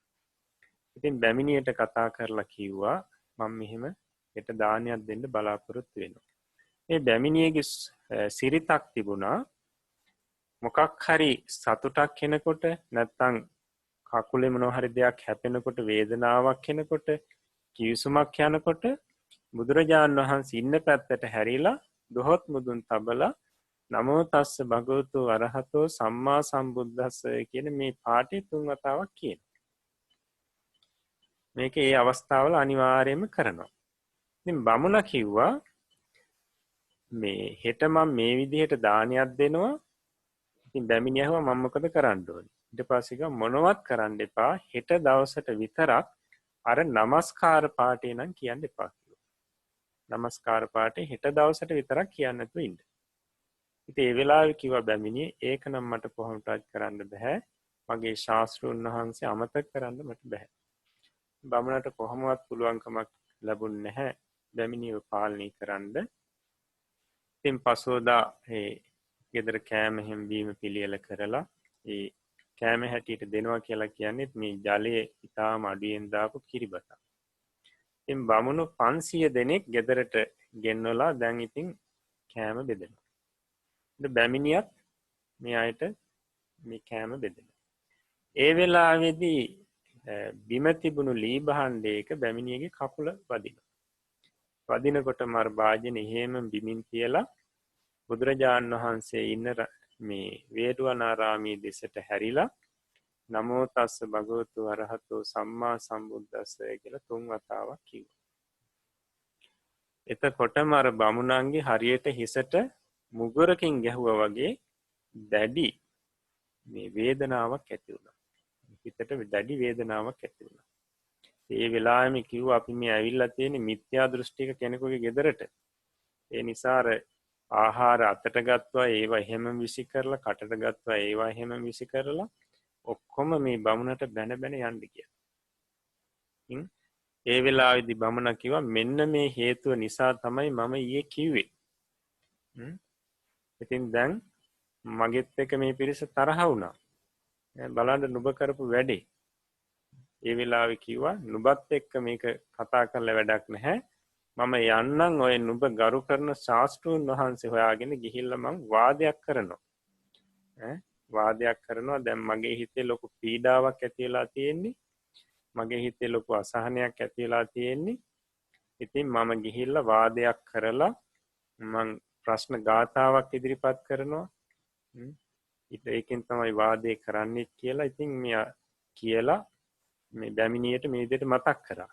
බැමිණිය කිව්වා මගේ ශාස්ත්‍රඥ වහන්සේත් එක්ක නම් වාදකරනද මගේ ශාස්ත්‍රඥ වහන්සේත් එක්ක වාද කරලා පරද්දන්න පුළුවන් කෙනෙක් මම මේ තුන් ලෝක ධාතුවේ කොහෙවත් දකින්නේ නැහැ. කමක් නැහැ ඔබ ගිහිල්ලාම බලන්න කියලා බමුණට කියනවා. ඉතින් බමුණ යනවා. ගිහිල්ලා බුදුරජාණන් වහන්සේ ළඟට ගිහිල්ලා ඉතින් තරහ පෙන්නන්නේ නැහැ. තරහ පෙන්නන්නේ නැහැ. ඉතින් කතා බොහොම මේ හොඳින් කතා කරලා සුව දුක් විමසලා අන්න ඊට පස්සේ මේ ගාථාවක් ප්‍රශ්නයක් ගාථා ස්වරූපයෙන් ඉදිරිපත් කරනවා. එතකොට මොකද්ද මේ ගාථාව? කිංසු ජත්වා සුඛං සේති කිංසු ජත්වා න සෝචති කිස්සස්ස ඒක ධම්මස්ස වදං රෝචේසි ගෝතම. ඒ කියන්නේ කුමක් නැසලද සුවසේ ඉන්න පුළුවන්? කිංසු ජත්වා න සෝචති කුමක් නැසලද ශෝක නොකර ඉන්න පුළුවන්? කිස්සස්ස ඒක ධම්මස්ස වදං රෝචේසි ගෝතම. අන්නේ නැසිය යුතු ධර්මය මොකක්ද කියලා කියන්නේ. දැන් එතකොට බමුණ අදහස් කරන්නේ දැන් තමන්ගේ හිතේ තියෙනවා දැඩි මේ නොසන්සුන් ගතිය. නැත්නම් සතුටක් නැහැ. දැඩි අසහනයක් තියෙනවා. ඊට පස්සේ දැඩි ශෝකයක් තියෙනවා. එතකොට දැන් මේක නැති කරගන්න කුමක්ද නසන්න ඕනි?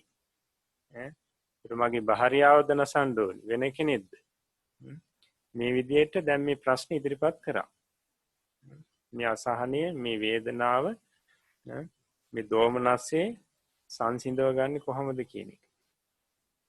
ඉතින් බමුණයි වෙලාවේ කල්පනා කරා කිසිවෙක් නසන්න එපා කිව්වොත් මම ඊට පස්සේ චෝදනා කරනවා එහෙනම් ඔබ වහන්සේ මේ නෑ ඒක කියන්නේ මුලින්ම කියන්නේ මේ තරහට හේතුණු කෙනා නසන්න කියලා කිව්වොත් මං චෝදනා කරනවා එහෙනම් ඔබ වහන්සේ මේ බුද්ධත්වයට පත් වෙලා අනිත් අය නසන්න කියලාද කියන්නේ? ඔබ වහන්සේගේ බුද්ධත්වයෙන් ඇති වැඩේ මොකක්ද කියලා මං චෝදනා කරනවා කියලා හිතුවා. කිසිවක් නසන්න එපා කියලා කිව්වොත් චෝදනා කරනවා එහෙනම් මේ රාගාදියත් නසන්න එපා කියලාද කියන්නේ? ඔබ වහන්සේගේ බුද්ධත්වයෙන් ඇති වැඩේ මොකක්ද? ඔය විදිහට චෝදනා කරන්නම් කියලා හිතාගෙන ගියා. කොයි පැත්තට උත්තරය දුන්නත් මම චෝදනා කරනවා. ඒකල වාදයෙන් පරද්දනවා කියලා තමයි හිතුවේ. ඒ වෙලාවේ බුදුරජාණන් වහන්සේ උත්තර දෙනවා කෝධං ජත්වා සුඛං සේති කෝධං ජත්වාන සෝචති කෝධස්ස විසමූලස්ස මధుරග්ගස්ස බ්‍රාහ්මන වදං අරියා පසංසන්ති තංහි ජත්වාන සෝචති. බමුණ නුඹගේ ඔය සිතේ තියෙන ක්‍රෝධය නැසලා තමයි සතුටින් ඉන්න පුළුවන්. කෝධං ජත්වාන සෝචති. ඔය ක්‍රෝධය නැසුවට පස්සේ තමයි ශෝක නොකර ඉන්න පුළුවන්. කෝධස්ස විසමූලස්ස මధుරග්ගස්ස බ්‍රාහ්මන. බමුණ ඔය විෂ මුලක් තියෙන අග හැබැයි මధుර විදියට මිහිරි විදියට පේන ඔය ක්‍රෝධය නැසීම තමයි මේ තථාගතයන් වහන්සේලා අනුමත කරන්නේ. තථාගතයන් වහන්සේලා අනුමත කරන්නේ ඔය ක්‍රෝධය නැසීමයි. ඔය තරහ නැසීමයි. අන්න ඒ වෙලාවේදී බුදුරජාණන් වහන්සේ පැහැදිලි කරේ මොකද්ද? කවුරුත් නැසීම නෙවෙයි, උජ්ජලිය නැසීම නෙවෙයි. තමන්ගේ ඔය අසහනයට, ඔය පීඩාවට ඔක නැති කරගන්න හේතුව නැති කරගත යුතු ක්‍රමය තමයි ඔය හිතේ තියෙන තරහ ක්‍රෝධය නැසලා දාන එකයි. අන්න එතකොට තමයි සතුටින් ඉන්න පුළුවන්. එතකොට තමයි ශෝක නොකරන්න පුළුවන්. ඉතින් මේක කිව්වට පස්සේ වාද කරන්න ආපු මේ භාරද්වාජ ගෝත්‍රික බමුණ කිව්වා අභික්ඛන්තම් බන්ති අභික්ඛන්තම් බන්ති. ස්වාමීනි මේක නම් විශිෂ්ටයි. මගේ හිත සම්පූර්ණ නිවුණා. ස්වාමීනි නික්කොජ්ජිතං වා උක්කොජ්ජය යටිකුරු කරලා තිබුණු දෙයක් උඩුකුරු කරලා පෙන්වුවා හා සමානයි. ඒ නිසා මම අද පටන් ඔබ වහන්සේ ධර්ම රත්නයේ සංඝ රත්නයේ සරණ යනවා. මෙතෙක් මම වෙන ආගමක හිටපු කෙනෙක්. දැන් මේ බුද්ධ ශාසනයේ ත්‍රිවිධ රත්නයේ සරණ යනවා. ඒ විතරක් නෙවෙයි. ස්වාමීනි මාව පැවිදි කරන්න, මාව උපසම්පදා කරන්න කියලා.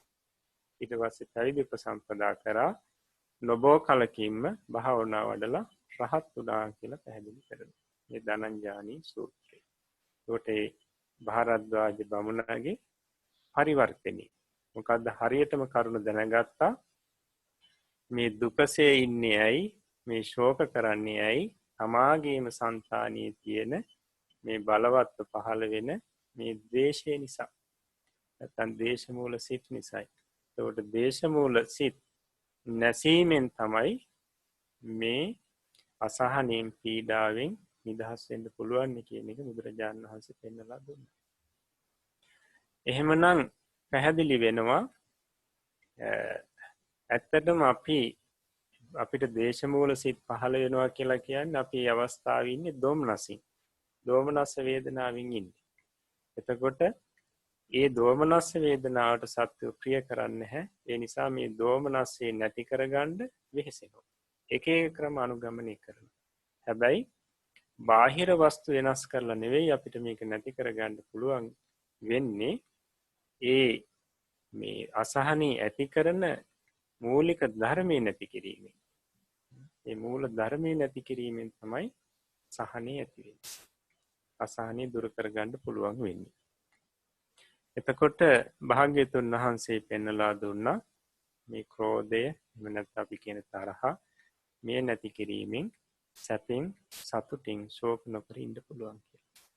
එතකොට දැන් සමහරලාට අපිට ව්‍යාපාර කරනකොට රැකී ආරක්ෂා කරනකොට නේද? ඒ වගේ gedara dore ඉන්නකොට මේ අවස්ථාවලදී ද්වේෂය පහළ වෙනවා. දේශමූල සිත් පහළ වෙනවා. අපි ගොඩක් පීඩා ලබනවා ඒ තුලින්. එතකොට ඒ නිසා අපි කල යුත්තේ මොකක්ද? ඒ වලින් නිදහස් වෙන්නට නම් මේ ද්වේෂය පුළුවන් තරම් හිතින් බැහැර කරගන්න. අනිත් අයට අපි දොස් කියලා වැඩක් නැහැ. අපිට බාහිර ලෝකේ අපිට ඕන විදිහට හදන්න බෑ. ඒක බුදුරජාණන් වහන්සේ පෙන්නලා දුන්නා. එහෙමනම් ද්වේෂසිත පහළ වෙන එක අවම කර ගැනීම නැත්නම් නැති කර ගැනීම කළ යුතුයි. ඉතින් මේ සමහරු ගොඩාක් ජීවිතේ ඉන්නේ පීඩාවෙන්. ජීවිතේ ගත කරන්නේ ගොඩක් පීඩාවෙන්. ඊට හේතුව තමයි මේ ද්වේෂ මූල සිත් බහුල වශයෙන් පහළ වෙනවා. දවසේ ගොඩක් පහළ වෙන්නේ ද්වේෂ මූල සිත්. ඒ නිසා ගොඩක් පීඩාවෙන් ඉන්නේ. එතකොට ඒ බහුලව ද්වේෂයේ තියෙන පිරිසට ඒ ද්වේෂයේ මගහැර ගැනීම සඳහා අපි අද යම් උපදේශයක් ලබලා දෙනවා. එතකොට ඒක එක්තරා විදිහකට භාවනාවක්. ඒක භාවනාවක් කියලා කිව්වට ඉඳගෙනම කරන්න අවශ්‍ය නැහැ. ඒ නිසා ඒ බහුලව ද්වේෂයේ පහළ වෙන පිරිස ඒ විතරක් නෙවෙයි සාමාන්‍යයෙන් ද්වේෂයේ පහළ වෙන පිරිසටත් මේක හොඳයි. ඒ පිරිසට අනුගමනය කරන්න අපි අද භාවනාවක් ස්වරූපයෙන් යම් කිසි පාට කිහිපයක් දෙනවා. ඒකට ඒ ටික පාඩම් කරගන්න ඕනේ ඉස්සෙල්ලා. පාඩම් කරගෙන අපිට විවේකීලාවිදි ඉඳගෙන ඇස් දෙක පියාගෙන මෙනෙහි කරන්නත් පුළුවන්. එහෙම නැත්නම් රැකී ආරක්ෂා වලට යනකොට මෙනෙහි කර කර යන්න පුළුවන්. එනකොට මෙනෙහි කර කර එන්න පුළුවන්. විවේකයක් ලැබෙන වෙලාවෙදී ඇස් දෙක අරගෙනම අපිට මේක මෙනෙහි කරන්න පුළුවන්. මේකේ අර්ථය වැටහෙන විදිහට. හොඳයි. එතකොට අපිට ඒක බලන්න පුළුවන් දැන්.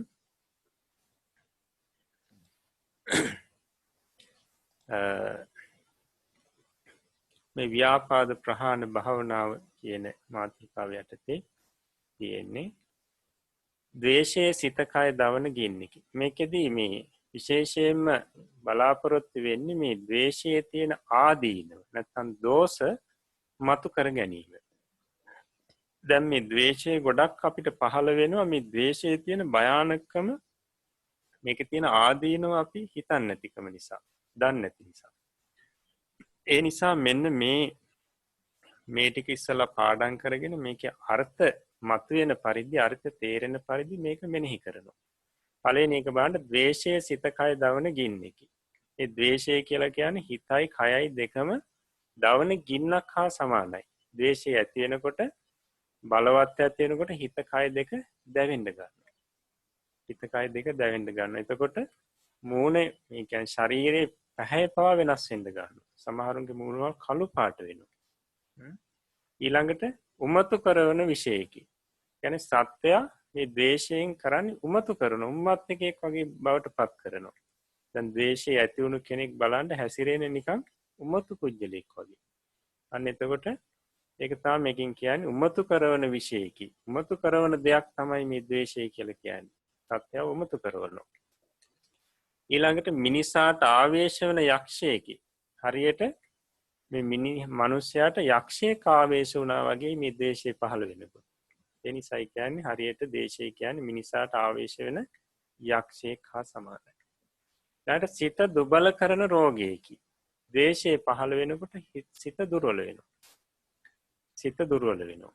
ඒකට හරියට ද්වේෂයේ රෝගයක් වගේ. මේ සිත කියන දේ දුර්වල කරන රෝගයක් වගේ. දැන් අපේ කයට රෝගයක් වළඳනකොට කය දුර්වල වෙනවා. ඒ වගේ මේ ද්වේෂය පහළ වෙනකොට හිත දුර්වල වෙන්න ගන්නවා. ඊළඟට නුවණැස වසන පටලයකි. අපේ නුවණ සම්පූර්ණයෙන්ම වහලා දානවා. හොඳ නරක තේරුම් ගන්න බැරි මට්ටමට පත් කරනවා මේ ද්වේෂය පහළ වෙනකොට. ඊළඟට මිත්‍ර වේශයෙන් එන සතුරෙකි. මිත්‍රයෙකුගේ ස්වරූපයෙන් එන්නේ. පසවලාට බයින්න ඕනි, ගහන්න ඕනි, ඔය විදියට හරියට මිත්‍රයෙක් වගේ තමයි හිතේ පහළ වෙන්නේ. හැබැයි ඒ ටික කරලා ඉවරනකොට තේරෙනවා මේ ද්වේෂය මොනතරම් සතුරුකමක්ද මට කරේ කියලා. අන්න බලන්න එතකොට මිතුරු වෙසින් එන සතුරෙකි. මිත්‍ර වේශයෙන් එන සතුරෙකි. ඊළඟට ගුණදහම් පැහැර ගන්නා සොරකි. දැන් සීල් සමාදන් වෙවි, සීල් සමාදන් වෙලා හොඳට රැකගෙන ඉන්නවා. අනේ මොකද වෙන්නේ? මේ කවුරු හරි කෙනෙක් එනවා, එයත් එක තමාගේ තරහක් තියෙනවා. ඊට පස්සේ මොන හරි කියපු ගමන් අපි බයිනවා, පරුස වචන කියනවා. අන්න තමාගේ අර තිබුණු ගුණ ටික නැති වෙනවා. මෛත්‍රී භාවනාවක් කරලා හිටියා, හොඳට හිතේ මෛත්‍රිය තිබ්බා. අර කෙනෙක් දැකපු ගමන් මේ ද්වේෂය මතුණා, අර ගුණේ නැතිලා ගියා. ඒ වගේ සීලාදී ගුණධර්ම පැහැර ගන්න හොරෙක් හා සමානයි ද්වේෂය. ඊළඟට විෂමිෂ්ඨ බොජුනෙකි. ඒ කියන්නේ හොඳ ලස්සන භෝජනයක් තියෙනවා, හැබැයි විෂමිෂ්ඨයි. අර බුදුරජාණන් වහන්සේ දේශනා කරේ අර ගාථාවේදී කෝදස්ස විසමූලස්ස මధుරග්ගස්ස බ්‍රාහ්මණ. හරියට මේ ක්‍රෝධය කියලා කියන්නේ, මේ තරහ කියලා කියන්නේ මේ ඇතුලේ විෂක් තියෙන, හැබැයි බාහිරින් බලනකොට හරි ලස්සනට පේන්නේ. ඒ වගේ මේ තරහ කියන එක, ව්‍යාපාදේ කියන එක විෂමිෂ්ඨ භෝජනයක් හා සමානයි. ඒක අනුභව කරොත් මැරෙනවා, නැත්නම් මාරාන්තික දුකකට පත් වෙන්න වෙනවා. ඒකට ව්‍යාපාදේ කියන්නේ, ද්වේෂය කියන්නේ, ක්‍රෝධ කියන්නේ මේ ඔක්කොම එකයි කියලා අපි දැනගන්න ඕනේ. ඊළඟට දුටුවන් දෂ්ට කරන සර්පයෙකි. දැන් සර්පයාට තරහ ගියාට පස්සේ එන කෙනාට දෂ්ට කරනවා. ඒකට මේ ද්වේෂයත් එහෙමයි. ද්වේෂයේ සිතේ බලවත්ව තියෙනකොට, ද්වේෂයේ සිතේ පහළ වෙනකොට කතා කරන හැම කෙනත් එක්කම ගැටෙනවා. කියන එක්කෙනත් එක ගැටෙනවා. අන්න බලන්න, ඒ වගේ අර දුටුවන් දෂ්ට කරන සර්පයෙක් වගේ මේ ද්වේෂය. ඊළඟට නිවන් මගට කටු ඇටිකි. ද්වේෂය පහළ වෙනවා කියලා කියන්නේ නිවන් මග යන්න බෑ, අමාරුයි. ඒකට නිවන් කියන මගේ යනකොට හරියට ඉස්සරහින් ගහලා තියෙන කටු වැටක්, කටුකම්බි වැටක් වගේ මේ ද්වේෂය. ඊළඟට මරහුගේ දූතේකි. මාරයා තමන්ව අපායට යවන්න එවපු දූතෙක් හා සමානයි ද්වේෂය. අර සත්‍ය ගිහිල්ලා අපායට ඇදලා දාන්න කියලා එවපු දූතෙක් හා සමානයි මේ ද්වේෂය. ඊළඟට යම රජුගේ දූතේකි. යම රජුරෝ අපායේ නිරේ නඩුවහන කෙනා. එතකොට ඒ නිරේට ඇදගෙන එන්න, අරගෙන එන්න කියලා එවපු දූතෙක් හා සමානයි. යම රජුරුන්ගේ දූතෙක් වගේ මේ ද්වේෂය. ද්වේෂය පහළ වෙනකොට ඊළඟට ආනන්තරය ආදී කර්ම වෙනකොට ඒ තැනට යනවා. ඊළඟට ආත්මාර්ථ පරාර්ථ නාශක වූ මේ ද්වේෂය මා කෙරෙහි නූපදීවා. හිතන්න ඕනි තමන්ගේ අර්ථයත් අනුන්ගේ යහපතත් දෙකම විනාශ කරන මේ ද්වේෂය මා කෙරෙහි නූපදීවා. ප්‍රාර්ථනාව. ඊළඟට මා කෙරෙන් බැහැර වේවා. ඊළඟට සියලු සත්වයෝ සුවපත් වෙත්වා. මම සියල්ලන්ගේම මිත්‍රයෙක්මි. සියල්ලෝම මාගේ මිත්‍රයෝ වෙත්වා. එතකොට මේක රේරුකාණේ චන්දවිමල ස්වාමීන් වහන්සේගේ විදර්ශනා භාවනා ක්‍රමය කියන පොතේ තියෙන්නේ. ඉතින් දැන් ස්වාමීන් වහන්සේ පැහැදිලි කරනවා මේක දවසට 100 වතාවක් කරනවා නම් දවස් 7ක් යනකොට Tamanට මේ හොඳටම තේරෙනවා මේ ද්වේෂය එහෙම වැඩි පහළ වෙන්නෙම නැහැ කියලා. හැබැයි 100 වතාවක් නෙවෙයි දවසට 30 වතාවක් විතර කරනකොටත් Tamanටම අත්දකින්න පුළුවන් Tamanගේ ද්වේෂය ගොඩ අඩු වෙලා යනවා කියලා. ඒ නිසා උදේට 15 වතාවක්, හවසට 15 වතාවක් විතර කරන්න පුළුවන් නම් ඒත් වටිනවා. ඉතින් මේක දැන් අපි ඉදිරියට ඔය ධ්‍යාන සිත ආදී කියලා දුන්නාට පස්සේ අපි භාවනාවක් කියලා දෙන්න බලාපොරොත්තු වෙනවා පිරිසට. එතකොට එතෙක් ඔය ව්‍යාපාදේ නැත්නම් ද්වේෂය වැඩිපුර පහළ වෙන පිරිසට මේක අනුගමනය කරන්න පුළුවන්. අන්න එතකොට Tamanට අර ද්වේෂය නිසා ඇති වෙන අසහනයෙන්, පීඩාවෙන් තොරව ඒ කටයුතු ටික කරගන්න පුළුවන්. වෙනදාට ගැටෙන කෙනත් එක්ක තමන්ගේ හිත ගැටෙන්නේ නැහැ කියලා එතකොට තේරෙයි. වෙනදාට තරහ ගන්නවා නම් යමකට ඒකට තරහ ඇති වෙන්නේ නැහැ කියලා තමන්ට තේරෙයි. ඒ අත්දැකීම තමන්ට මේ තුලින් ලැබෙනවා. ඒ නිසා කරන්න උත්සාහවත් වෙන්න.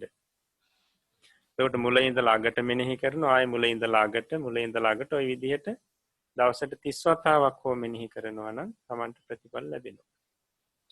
හොඳයි. එතකොට ගෞරවනීය ස්වාමීන් වහන්සේ මේ භාවනාව පිළිබඳව පිරිසට වඩාත් පැහැදිලි වීමට මම මේ ප්‍රශ්න යොමු කරන්න කැමතියි මෙතනදීම. ඔබ වහන්සේ මෙතනදී මතක් කළේ දැන් මේ පිරිස මේ භාවනාවක් වශයෙන් වඩන පිරිස මේක සජ්ජායනා කරන්නට අවශ්‍ය එකක්ද ස්වාමීන් වහන්සේ? එහෙම නැත්නම් හිතෙන් මෙනෙහි කරන්න අවශ්‍යද කියලා මේ පාඩ මේක හිතෙන් සාමාන්‍යයෙන් මෙනෙහි කරන්න තියෙන්නේ. හැබැයි සජ්ජායනාවක් විදිහට කරත් ප්‍රශ්නයක් නැහැ. හැබැයි ප්‍රතිඵල ලැබෙන්නේ හිතින් මෙනෙහි කරනකොට. හොඳයි සාරා. සජ්ජායනා කරනකොට අර්ථයේ දැනෙන විදිහට සජ්ජායනා කරනවා නම් ඒත් තමන්ගේ හිත නිවෙනවා. හැබැයි වඩාත්ම හිතින් මෙනෙහි කරනකොට තමන්ට ප්‍රතිඵල දැනෙනවා. බොහොමත්ම පිං. හොඳයි. එහෙමනම් ඊළඟට දැන් අපිට මේ විදිහේ මේ ව්‍යාපාදයේ මේ ද්වේෂය යටපත් කරගෙන අපේ හිතේ අපි මෛත්‍රිය يعني සත්‍යොත් එක්ක මිතුරු බව ඇති කරගන්නකොට අපිට ආනිසංස ලැබෙනවා. අපි මෛත්‍රී භාවනාව කරලා ඔය ධානය කියන මට්ටමට යනකොට අපිට ලැබෙන ආනිසංස ලෝතර බුදුරජාණන් වහන්සේ පැහැදිලි කරලා තියෙනවා. ඒ තමයි අර මෙත්තානිසංස සූත්‍රයේදී භාග්‍යවතුන් වහන්සේ පැහැදිලි කරන්නේ. 11ක් පැහැදිලි කරනවා. එතකොට එකකින් පළවෙනි එක තමයි සුඛං සුපති. සුවසේ නිින්ද යනවා. මේ මෛත්‍රී භාවනාව වඩන කෙනාට සුවසේ නිින්ද යනවා. සුඛං පටිභුජ්ජති. ඉතින් කිසිම ඈලි මෑලිකමක් නැතුව උදේ අවදි වෙනවා. සුවසේම අවදි වෙනවා. න පාපකං සුපිනම් පස්සති. නපුරු හීන රැට පේන්නේ නැහැ. බය වෙන හීන පේන්නේ නැහැ. මනුස්සානම් පියෝ හෝති. මනුෂ්‍යයන්ට ප්‍රිය පුද්ගලයෙක් බවට පත් වෙනවා. මනුෂ්‍ය බොහෝ ප්‍රිය කරන්න ගන්නවා තමන්. ඊළඟට අමනුස්සානම් පියෝ හෝති. දෙවිවරුන්ට තමන් ප්‍රිය පුද්ගලයෙක් බවට පත් වෙනවා. දෙවිවරුන්ගේ උදව් උපකාර ලැබෙනවා. දේවතා රක්ඛන්ති. ඊළඟ එක දෙවියෝ තමන්ව ආරක්ෂා කරන්න ගන්නවා.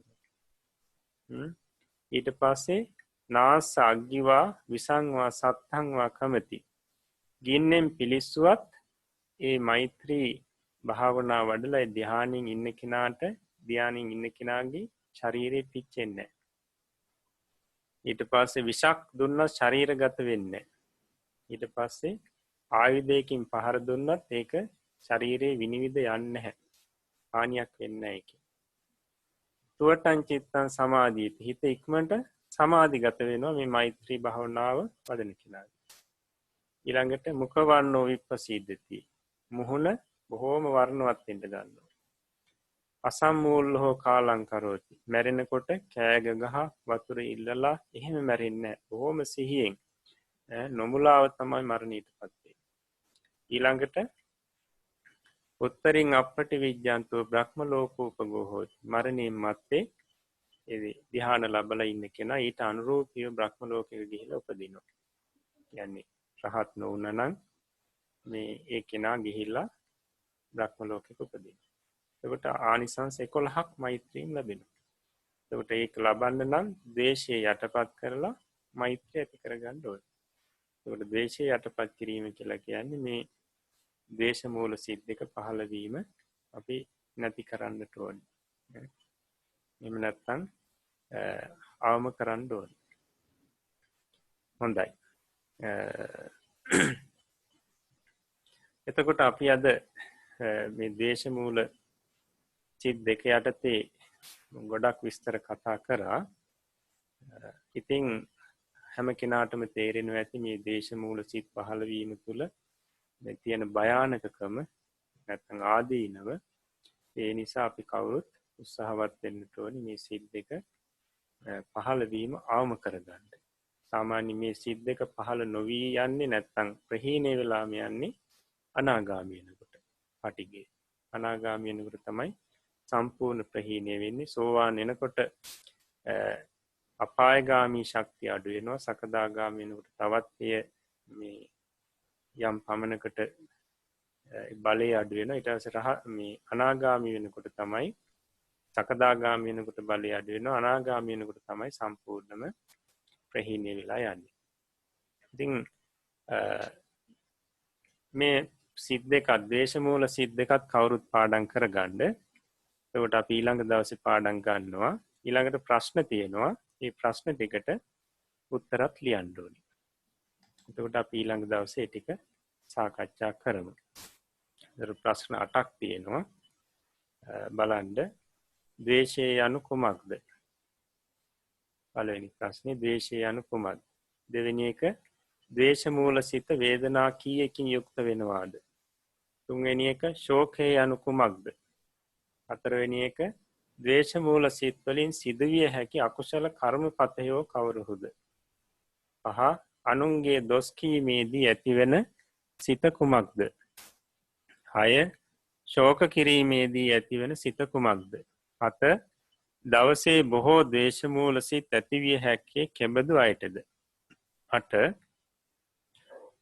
යමක් ඉල්ලන්නට තැනැත්තාට කරදරයෙන් නිදහස් වීම පිණිස යමක් දෙන කල්හි ඇතිවිය හැකි සිත කවරේද? මේ ප්‍රශ්න 8ට උත්තර ලියන්න. එතකොට අපි ඊළඟ දවසේ මුලින්ම ප්‍රශ්නෝත්තර සාකච්ඡා කරනවා. හොඳයි එහෙනම් අපි අභිධර්ම පාඩම මෙතකින් හමාර කරනවා. ඊළඟට අපි පාලි පාඩමටයි යන්නේ. එතකොට අපි අද තව ශබ්ද දෙකක් දෙනවා. ශබ්ද දෙකක් අර පුරිස ශබ්දේ විදිහටම සකස් කරන්න. දැන් අපි බලන්න පුළුවන්.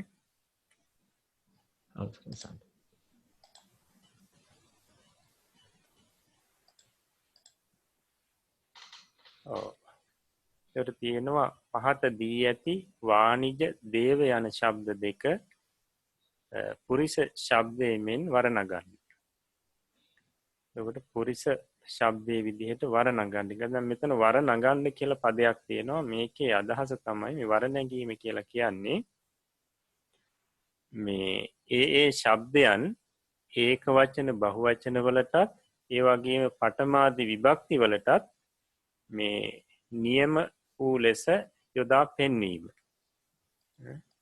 ඒ ශබ්ද ඒක වචන බහු වචන වලටත් පඨමාදී විභක්ති වලටත් යොදා පෙන්වීමට යොදා දැක්වීමට තමයි වර්ණගීම කියලා කියන්නේ. එතකොට මේ පුරිස ශබ්දයේ විදිහම තමයි මේ වාණිජ කියන ශබ්දයක්. ඒකත් වර්ණන් වෙන්නේ නැත්නම් යෙදෙන්නේ ඒ විදිහටමයි. එතකොට බලන්න අපි එකේ උදාහරණ කීපයක් දීලා තියෙනවා. වාණිජ ශබ්දයේ විභක්ති ඒක වචන බහු වචන පඨමා විභක්තියේ ඉන්නේ වාණිජෝ කියලා. එතකොට අර්ථය වෙලෙන්දා. ඒතර දැන් අපිට මතකයි පුරිස කියන ශබ්දයේදී අපි පඨමා ඒක වචනයේදී පුරිසෝ කියනකොට තිබ්බේ පුරුෂ තෙම කියලා. මතක ඇති. හැබැයි මෙතන තියෙන්නේ වෙලෙන්දා කියලා නේද? තෙම කියන එකක් නැහැ. ඒකට පුරුෂ තෙම කියලා කිව්වත් කමක් නැහැ. පුරුෂයා කියලා කිව්වත් වරදක් නැහැ. මේ දෙකේම අර්ථය එකයි. එතකොට අර ဒုတိ ය විභක්තියේ දුන්න අර්ථයත් එක්ක දෙක එකම විදිහ නිසායි අපි මුල් එකට පුරුෂ තෙම කියන පදයක් දැම්මේ. නමුත් ඒකේ ලොකු වෙනසක් නැහැ. ඉතින් පුරුෂෝ කියන එකට පුරුෂ තෙම පුරුෂයා කියලා කිව්වත් වරදක් නැහැ. මේ දෙකෙන් මොනවා කිව්වත් නැත්නම් පුරිසෝ කියන පාලි ශබ්දයට සිංහල අර්ථයේ විදිහට පුරුෂ තෙම කිව්වත් හරි පුරුෂයා කියලා කිව්වත් හරි. එතකොට ဒုတိ ය විභක්තියේදී ඒක වචනෙට පුරිස් සං කියනකොට එන්නේ පුරුෂයා කියන අර්ථයෙම තමයි. හැබැයි වාක්‍යයේදී ওই දෙක මේ යොදන ආකාර වෙනස්. පඨමා විභක්තික පද තමයි වාක්‍යයක කර්තෘ විදිහට එන්නේ. ဒုတိ ය විභක්තික පද තමයි කර්මයේ විදිහට සාමාන්‍ය කර්තෘකාරක වාක්‍යයක එන්නේ. එතකොට අපිට එතනදී ඔක වරදින්නේ නැහැ. ඔය එතන සිංහල අර්ථයේදී තමයි අර පඨමා ඒක වචනයටත් ඒ වගේම ဒုတိ ය ඒක වචනයටත් සිංහලයේදී එකම විදිහට අපි යොදනවා. නමුත් මේ පාලියේදී පද වෙනස්.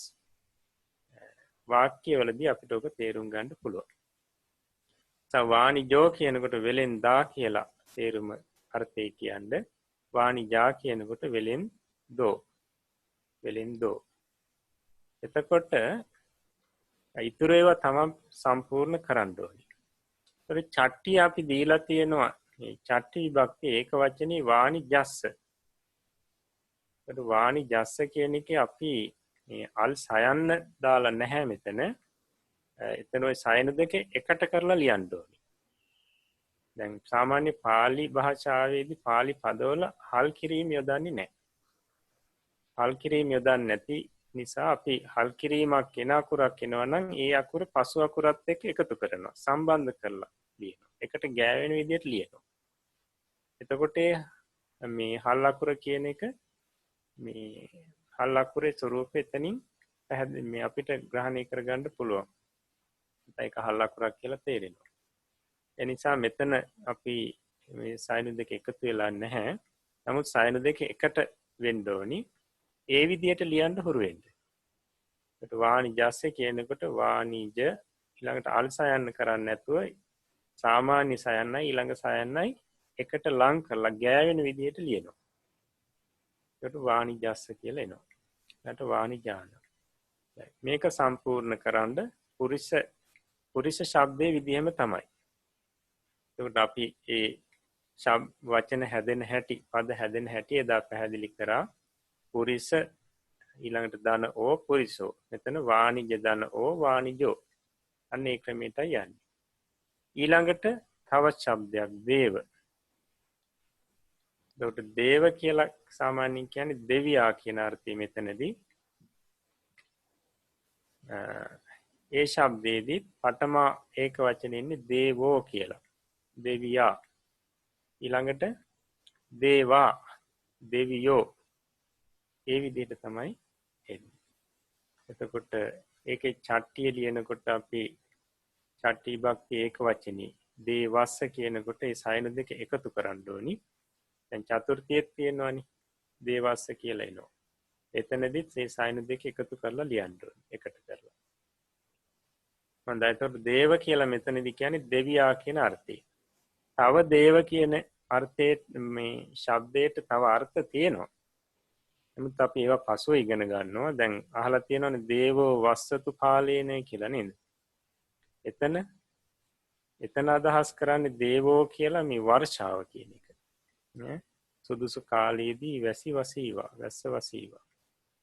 අනේ විදිහට. මෙතනදී අපි අදහස් කරන්නේ දෙවියා කියන අර්ථය. හොඳයි. එතකොට මේ දෙක සම්පූර්ණ කරගෙන මේ ඊළඟ දවසේ සම්බන්ධ වෙන්න. එතකොට අපි අඩුපාඩු බලනවා. මේක හරියට ලියලා තියෙනවා නම් මේ ශබ්ද දෙක එතකොට තේරුම් ගන්න පුළුවන් මේක මේ පුරුෂ ශබ්දයේ විදිහට මේවා ලියන්න හොඳට වැටහිලා තියෙනවා හැම දිනාටම කියලා. හොඳයි. එහෙමනම් අපි පාලි පාඩමත් මෙතකින් හමාර කරනවා. එතකොට අපි අභිධර්මයත් අද දීර්ඝ වේලාවක් සාකච්ඡා කරා. එතකොට පාලි පාඩමත් අපි කෙටියෙන් නමුත් අද සාකච්ඡා කරා. ඉතින් හැම දිනාටම ආරාධනා කරන්නේ බොහොම උනන්දුවෙන් යුතුව අභිධර්මයේ සහ පාලි විශේෂයෙන්ම හදාරන්න කියලා. ඒක තමන්ගේ විමුක්තියට හේතු වෙන දෙයක්. විමුක්තියට හේතු වෙන විෂයක් මේක. ඒ නිසා අද දවසේදී අපි ඉතින් අභිධර්මයේ සාකච්ඡා කිරීම විශේෂයෙන්ම ද්වේෂ මූල සිත් දෙක සම්බන්ධයෙන් සාකච්ඡා කිරීම වශයෙන් ඒ වගේම පාලි පාඩමට අදාළ ඒ ශබ්ද දෙකක් අද ඉගෙන ගැනීම වශයෙන් රස කරගන්න යෙදුණු සියලුම පුණ්‍ය ධර්මයන්ගේ ආනිසංස වශයෙන් හැම දිනාටම නිදුක් නිරෝගී දිගාසිරි සැලසේවා. තව තවත් මේ ධර්මයන් දැන කියා ගන්නට අවබෝධ කර ගන්නට ඒ වගේම සම්මර්ෂණය කරන්නට ශක්තිය ධෛර්යය වාසනාව වීරිය සැලසේවා ප්‍රාර්ථනා පරිදි උතුම් බෝධිඥානයකින් නිවනින් සැනසෙන්න මේ පින් හේතුපකාර වේවා කියලා අපි ආශිර්වාද කරනවා. ඒ වගේම අපට මේ ධර්මයන් කියා දුන්නු ගුරුතුමන් වහන්සේලාටත් හදා වඩා පෝෂණය කරපු දෙමව්පියන්ට ශාසනික මව්වරු පියවරු සහෝදර සහෝදරියන්ටත් ඒ වගේම බුද්ධ ශාසනය වෙනුවෙන් කාලීය ධනය ශ්‍රමය කැප කරලා මේ වෙනකොට ගිලම් බවින් පසුවන හැම දෙනාටමත් මේ පින් ජීවිතයට ආශිර්වාදයක් වේවා නිදුක් නිරෝගී දිගාසිරි සැලසේවා සම්‍යක් ප්‍රාර්ථනා මුදුන්පත් වේවා කෙලවර නිවනින් සැනසෙත්වා කියලා අපි ආශිර්වාද කරනවා ප්‍රාර්ථනා කරනවා. ඒ වගේම මේ වැඩසටහන විකාශනය කිරීම සඳහා මූලිකත්වයේ අරගෙන කටයුතු කරන අපේ කැලුම් මහත්මයා ප්‍රධාන සෑම් සියලු දෙනාටමත් මේ උතුම් පුණ්‍ය ධර්මී බලයෙන් ශක්තියෙන් නිදුක් නිරෝගී දිගාසිරි සැලසේවා. තව තවත් මෙවැනි වටිනා ධර්ම දානමය පුණ්‍ය කර්මයන් සිද්ධ කිරීම සඳහා ශක්තිය ධෛර්යය වාසනාව වීරිය සැලසේවා. ප්‍රාර්ථනා පරිදුම් බෝධිඥාන වලින් නිවනින් සැනසෙන්නට මේ පින් හේතුපකාර වේවා කියලා අපි ආශිර්වාද කරනවා. ඒ වගේම ශාසන ආරක්ෂක ලෝකපාලක ආත්මාරක්ෂක අල්පේශාක්‍ය මහේශාක්‍ය දිව්‍යතා මණ්ඩලයටත් මේ පින් දැනේවා පෙනේවා මේ පින් අනුමෝදන් වෙත්වා දෙවියෝ සැපෙන් සැපයට පත් වෙත්වා සම්බුද්ධ ශාසනයේ සම්බුද්ධ ශ්‍රාවකයන් වහන්සේලා නිරතුරුවම ආරක්ෂා කරත්වා කියලා අපි පුණ්‍යානුමෝදනා පූර්වකව ආරාධනා කරමු. ඒ වගේම මිය පරලෝකස්ස පින් බලාපොරොත්තුෙන් පසුවන ඥාති බන්ධු හිතයිෂ හැම දෙනාමත් මේ පින් දැක බලා ගනිත්වා සතුටින් සාදරයෙන් අනුමෝදන් වෙත්වා හැම දෙනාගේම ජීවිත සුඛී සුවපත් භාවයට පත් වෙත්වා කෙලවර නිවනින් සැනසෙත්වා කියලා අපි ඥාතීන්ටත් පුණ්‍යානුමෝදනා කරමු. අවසාන වශයෙන් අප හැම දෙනාටම මේ උතුම් පුණ්‍ය ශක්තිය සතර මාර්ග සතර ඵල පිළිවෙලින් උතුම් නිවනින් සැනසෙන්නටම හේතු උපනිශ්‍රේ වේවා කියන ප්‍රාර්ථනාව ඇති කරගෙන මා කීවට පසුව මේ වාක්‍යය කියමින් කවුරුත් නිවන් සුව ප්‍රාර්ථනා කරමු. ඉදම්මේ පුඤ්ඤ කම්මං ධම්මේ පුඤ්ඤ කම්මං ආසවක්ඛයා වහං හෝතු ආසවක්ඛයා වහං හෝතු සබ්බ දුක්ඛා පමුංචතු සබ්බ දුක්ඛා පමුංචතු මාගේ මේ පුණ්‍ය ධර්මය මාගේ මේ පුණ්‍ය ධර්මය මාර්ගඵල නිවන් පිණිසම මාර්ගඵල නිවන් පිණිසම හේතු වේවා හේතු වේවා වාසනාව වේවා වාසනාව වේවා සාදු සාදු සාදු හැම දිනාටම තෙරුවන් සරණයි. අවසරයි සාමණේර. අද දවසේ පෞරාණික ථේරවාදය ත්‍රිපිටක අධ්‍යයන වැඩසටහනෙහි අභිධර්ම පාඩම් මාලාවේ 7 වෙනි අභිධර්ම පාඩම මෙහෙවමින් ඒ පාඩම ඉතා මැනවින් විස්තර කර දෙමින් කියා දෙමින් විශේෂයෙන්ම ද්වේෂසිත පිළිබඳව පැහැදිලි කරමින් ද්වේෂසිතෙහි භයානක භාවය පැහැදිලි කරමින් ඒ ආදීනවය පැහැදිලි කරමින් ද්වේෂසිතෙන් අත්මිදීමට භාවනා උපදේශයක්ද සහිතව මේ උතුම් වැඩසටහන සිද්ධ කරන්නට යෙදුණු මහනුවර අම්පිටිය උඩගම චිත්ත විවේකාශ්‍රමාධිපති නම කියන්නට අවසරයි පූජනීය විනයාචාර්ය ගලේවල ඥානදස්සන ගෞරවනීය අපේ ස්වාමීන්ද්‍රයාණන් වහන්සේට මේ උතුම් වැඩසටහන සිද්ධ කිරීම සම්බන්ධයෙන් අපට ඒ ධර්මඥානය ලබා දීම සම්බන්ධයෙන් අපි පාද නමස්කාර පූර්වක ස්තුතිය මේ මොහොතේදී ගෞරවනීය ස්වාමින් වහන්සේට පිරිනමන්නට කැමැතියි. ඒ වගේම මේ උතුම් වැඩසටහන සාර්ථක කරගන්නට උන්වහන්සේ වෙහෙස නොබලා මේ දක්වූ දායකත්වයේ වෙනුවෙන් උන්වහන්සේගත් වෙහෙස වෙනුවෙන් අප විසින් ඔබ අප සෑම සියලු දෙනාම ඒ වගේම දහස් ගණනක් දෙනා මේ පෞරාණික ථේරවාදය YouTube channel ඔස්සේ මේ වීඩියෝ නරඹමින් මේ උතුම් වැඩසටහනට සහසම්බන්ධ වෙමින් ඉගෙන කියා ගනිමින් රැස් කර ගන්නට යෙදුනා වූ සකල විපුල කුසල සම්භාර ශක්තියත් ගෞරවනීය ස්වාමින් වහන්සේට නිදුක් නිරෝගී චිරජීවනය පිණිස අපි සෑම සියලු දෙනාම සාදුකාර දෙමින් අනුමෝදන් කරමු. ගෞරවනීය ස්වාමින් වහන්සේට නිදුක් නිරෝගී චිරජීවනය සැලසේවා. කායික මානසික සැනසෙල්ල උදාපත් වේවා. ස්වාමින් වහන්සේගේ ගුණධර්ම පූර්ණය කරගන්නට පාරමී ඥාන ධර්මඥාන දියුණු පමුණු කරගන්නට මේ උදාාරතර කුසලය හේතුපනිශ්‍රය වේවා කියලා අපි ප්‍රාර්ථනා කරමු. ඒ වගේම මේ උදාාරතර පින්කමට සහ සම්බන්ධ වෙමින් බොහෝම ඕනෑකමින් කාල වේලාව වෙන් කරගෙන වැඩසටහන ආරම්භ කරන්න මත්තේ පටන් ඉඳිමින් රැඳී හිඳිමින් මේ වැඩසටහනට සහ සම්බන්ධ වෙන බොහෝම ඕනෑකමින් සහ සම්බන්ධ වෙන විශේෂයෙන් මේ පාඩම් ධාරණය කරගනිමින් මතක තබා ගනිමින් නැවත නැවත අධ්‍යයනය කරමින් සහ සම්බන්ධ වන්නා වූ ඒ YouTube වීඩියෝ නැවත නැවත බලමින් ඒ පාඩම් සිතෙහි ධාරණය කරගන්න වෙහෙසෙන්නා වූ මේ ඔබ අප සෑම සිළු දෙනාටම මේ උදාාරතර කුසලය මෙලව ජීවිතයේ සැනසෙල්ල පිණිසම සදාතනික සැනසෙල්ල වූ නිවන අවබෝධ පිණිසම හේතු වාසනා වේවා කියලා අපි ප්‍රාර්ථනා කරමු. ඒ වගේම මේ උදාාරතර පින්කම සාර්ථක කරගන්නට මේ උතුම් සත්ක්‍රියාව සාර්ථක කරගන්නට නන් අයුරින් සහ සම්බන්ධ වන්නා වූ ශක්තිය දෙන්නා වූ උපකාර අනුග්‍රහ කරන්නා වූ මේ ඇසට පෙනෙන නොපෙනෙන සෑම සිළු දෙනාමත් විශේෂයෙන් ශාසන ආරක්ෂක ආත්ම ආරක්ෂක හිත ආරක්ෂක ලෝකපාලක සියලු දෙවි දේවතාවෝද මේ උදාාරතර පින්කම අනුමෝදන්ව සුඛී සුවපත් භාවයට පත් වේවා. සම්බුද්ධ ශාසනයේ චිරස්ථිතිය පිණිස වහවහාම උපකාර කිරීමට සිත් යොමාගෙන කටයුතු කරත්වා. ඒ සෑම සිළු දෙනාම මේ උදාාරතර පින්කමේ ආශිර්වාද අනුභව බලෙන් කුසලානුභව බලෙන් වහවහාම ප්‍රාර්ථනීය බෝධියකින් නිර්වාණ ධර්මයේ සාක්ෂාත් කරගන්නට මේ පින්කම මේ කුසලයේ අනුමෝද සතුටු සිතින් යුක්තව සමාදර සිතින් යුක්තව අනුමෝදන් වෙත්වා කියලා අපි ගෞරවයෙන් යුක්තව සියලු දෙනාටම මේ පින අනුමෝදන් කරන්නට කැමැතියි.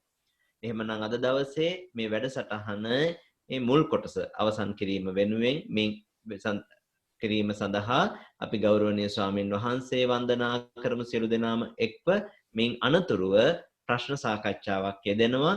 ඔබට පුළුවන් ඔබට අදාළ මේ අද දවසේ වැඩසටහන සම්බන්ධයෙන් තිබෙන ප්‍රශ්න ගෞරවනීය ස්වාමින් වහන්සේට යොමු කරන්නට. එහෙමනම් මාත් සමග එක්ව ගෞරවනීය ස්වාමින් වහන්සේ වන්දනා කරමු. ඕකාස වන්දාමි බන්තේ සුඛී හෝතු මයා කතං පුඤ්ඤං සාමිනා අනුමෝදිතබ්බං සාදු සාදු අනුමෝදාමි. සාමිනා කත්තං පුඤ්ඤං මයං දාතබ්බං සාදු අනුමෝදිතබ්බං සාදු සාදු අනුමෝදාමි. ඕකාස ద్వාරත්තේන කතං සබ්බං අච්චයං කමතමේ බන්තේ කමාමි කමිතබ්බං සාදෝකාස කමාමි බන්තේ සුඛී හෝතු නිබ්බාන පච්චේ හෝතු සබ්බ දුක්ඛහ පමුච්චතු සුපත්තිවා. සීලවන්තං ගුණවන්තං පුඤ්ඤක් කෙත්තං අනුත්තරං දුල්ලබේන මයා ලද්දං බුද්ධ පුත්තං නමාමහං. සුපත්තිවා සුඛී හෝතු. අද දවසේ වැඩසටහන මේ ආකාරයට නිමා කරනවා. සියලුම දෙනාට සම්මා සම්බුදු සරණයි.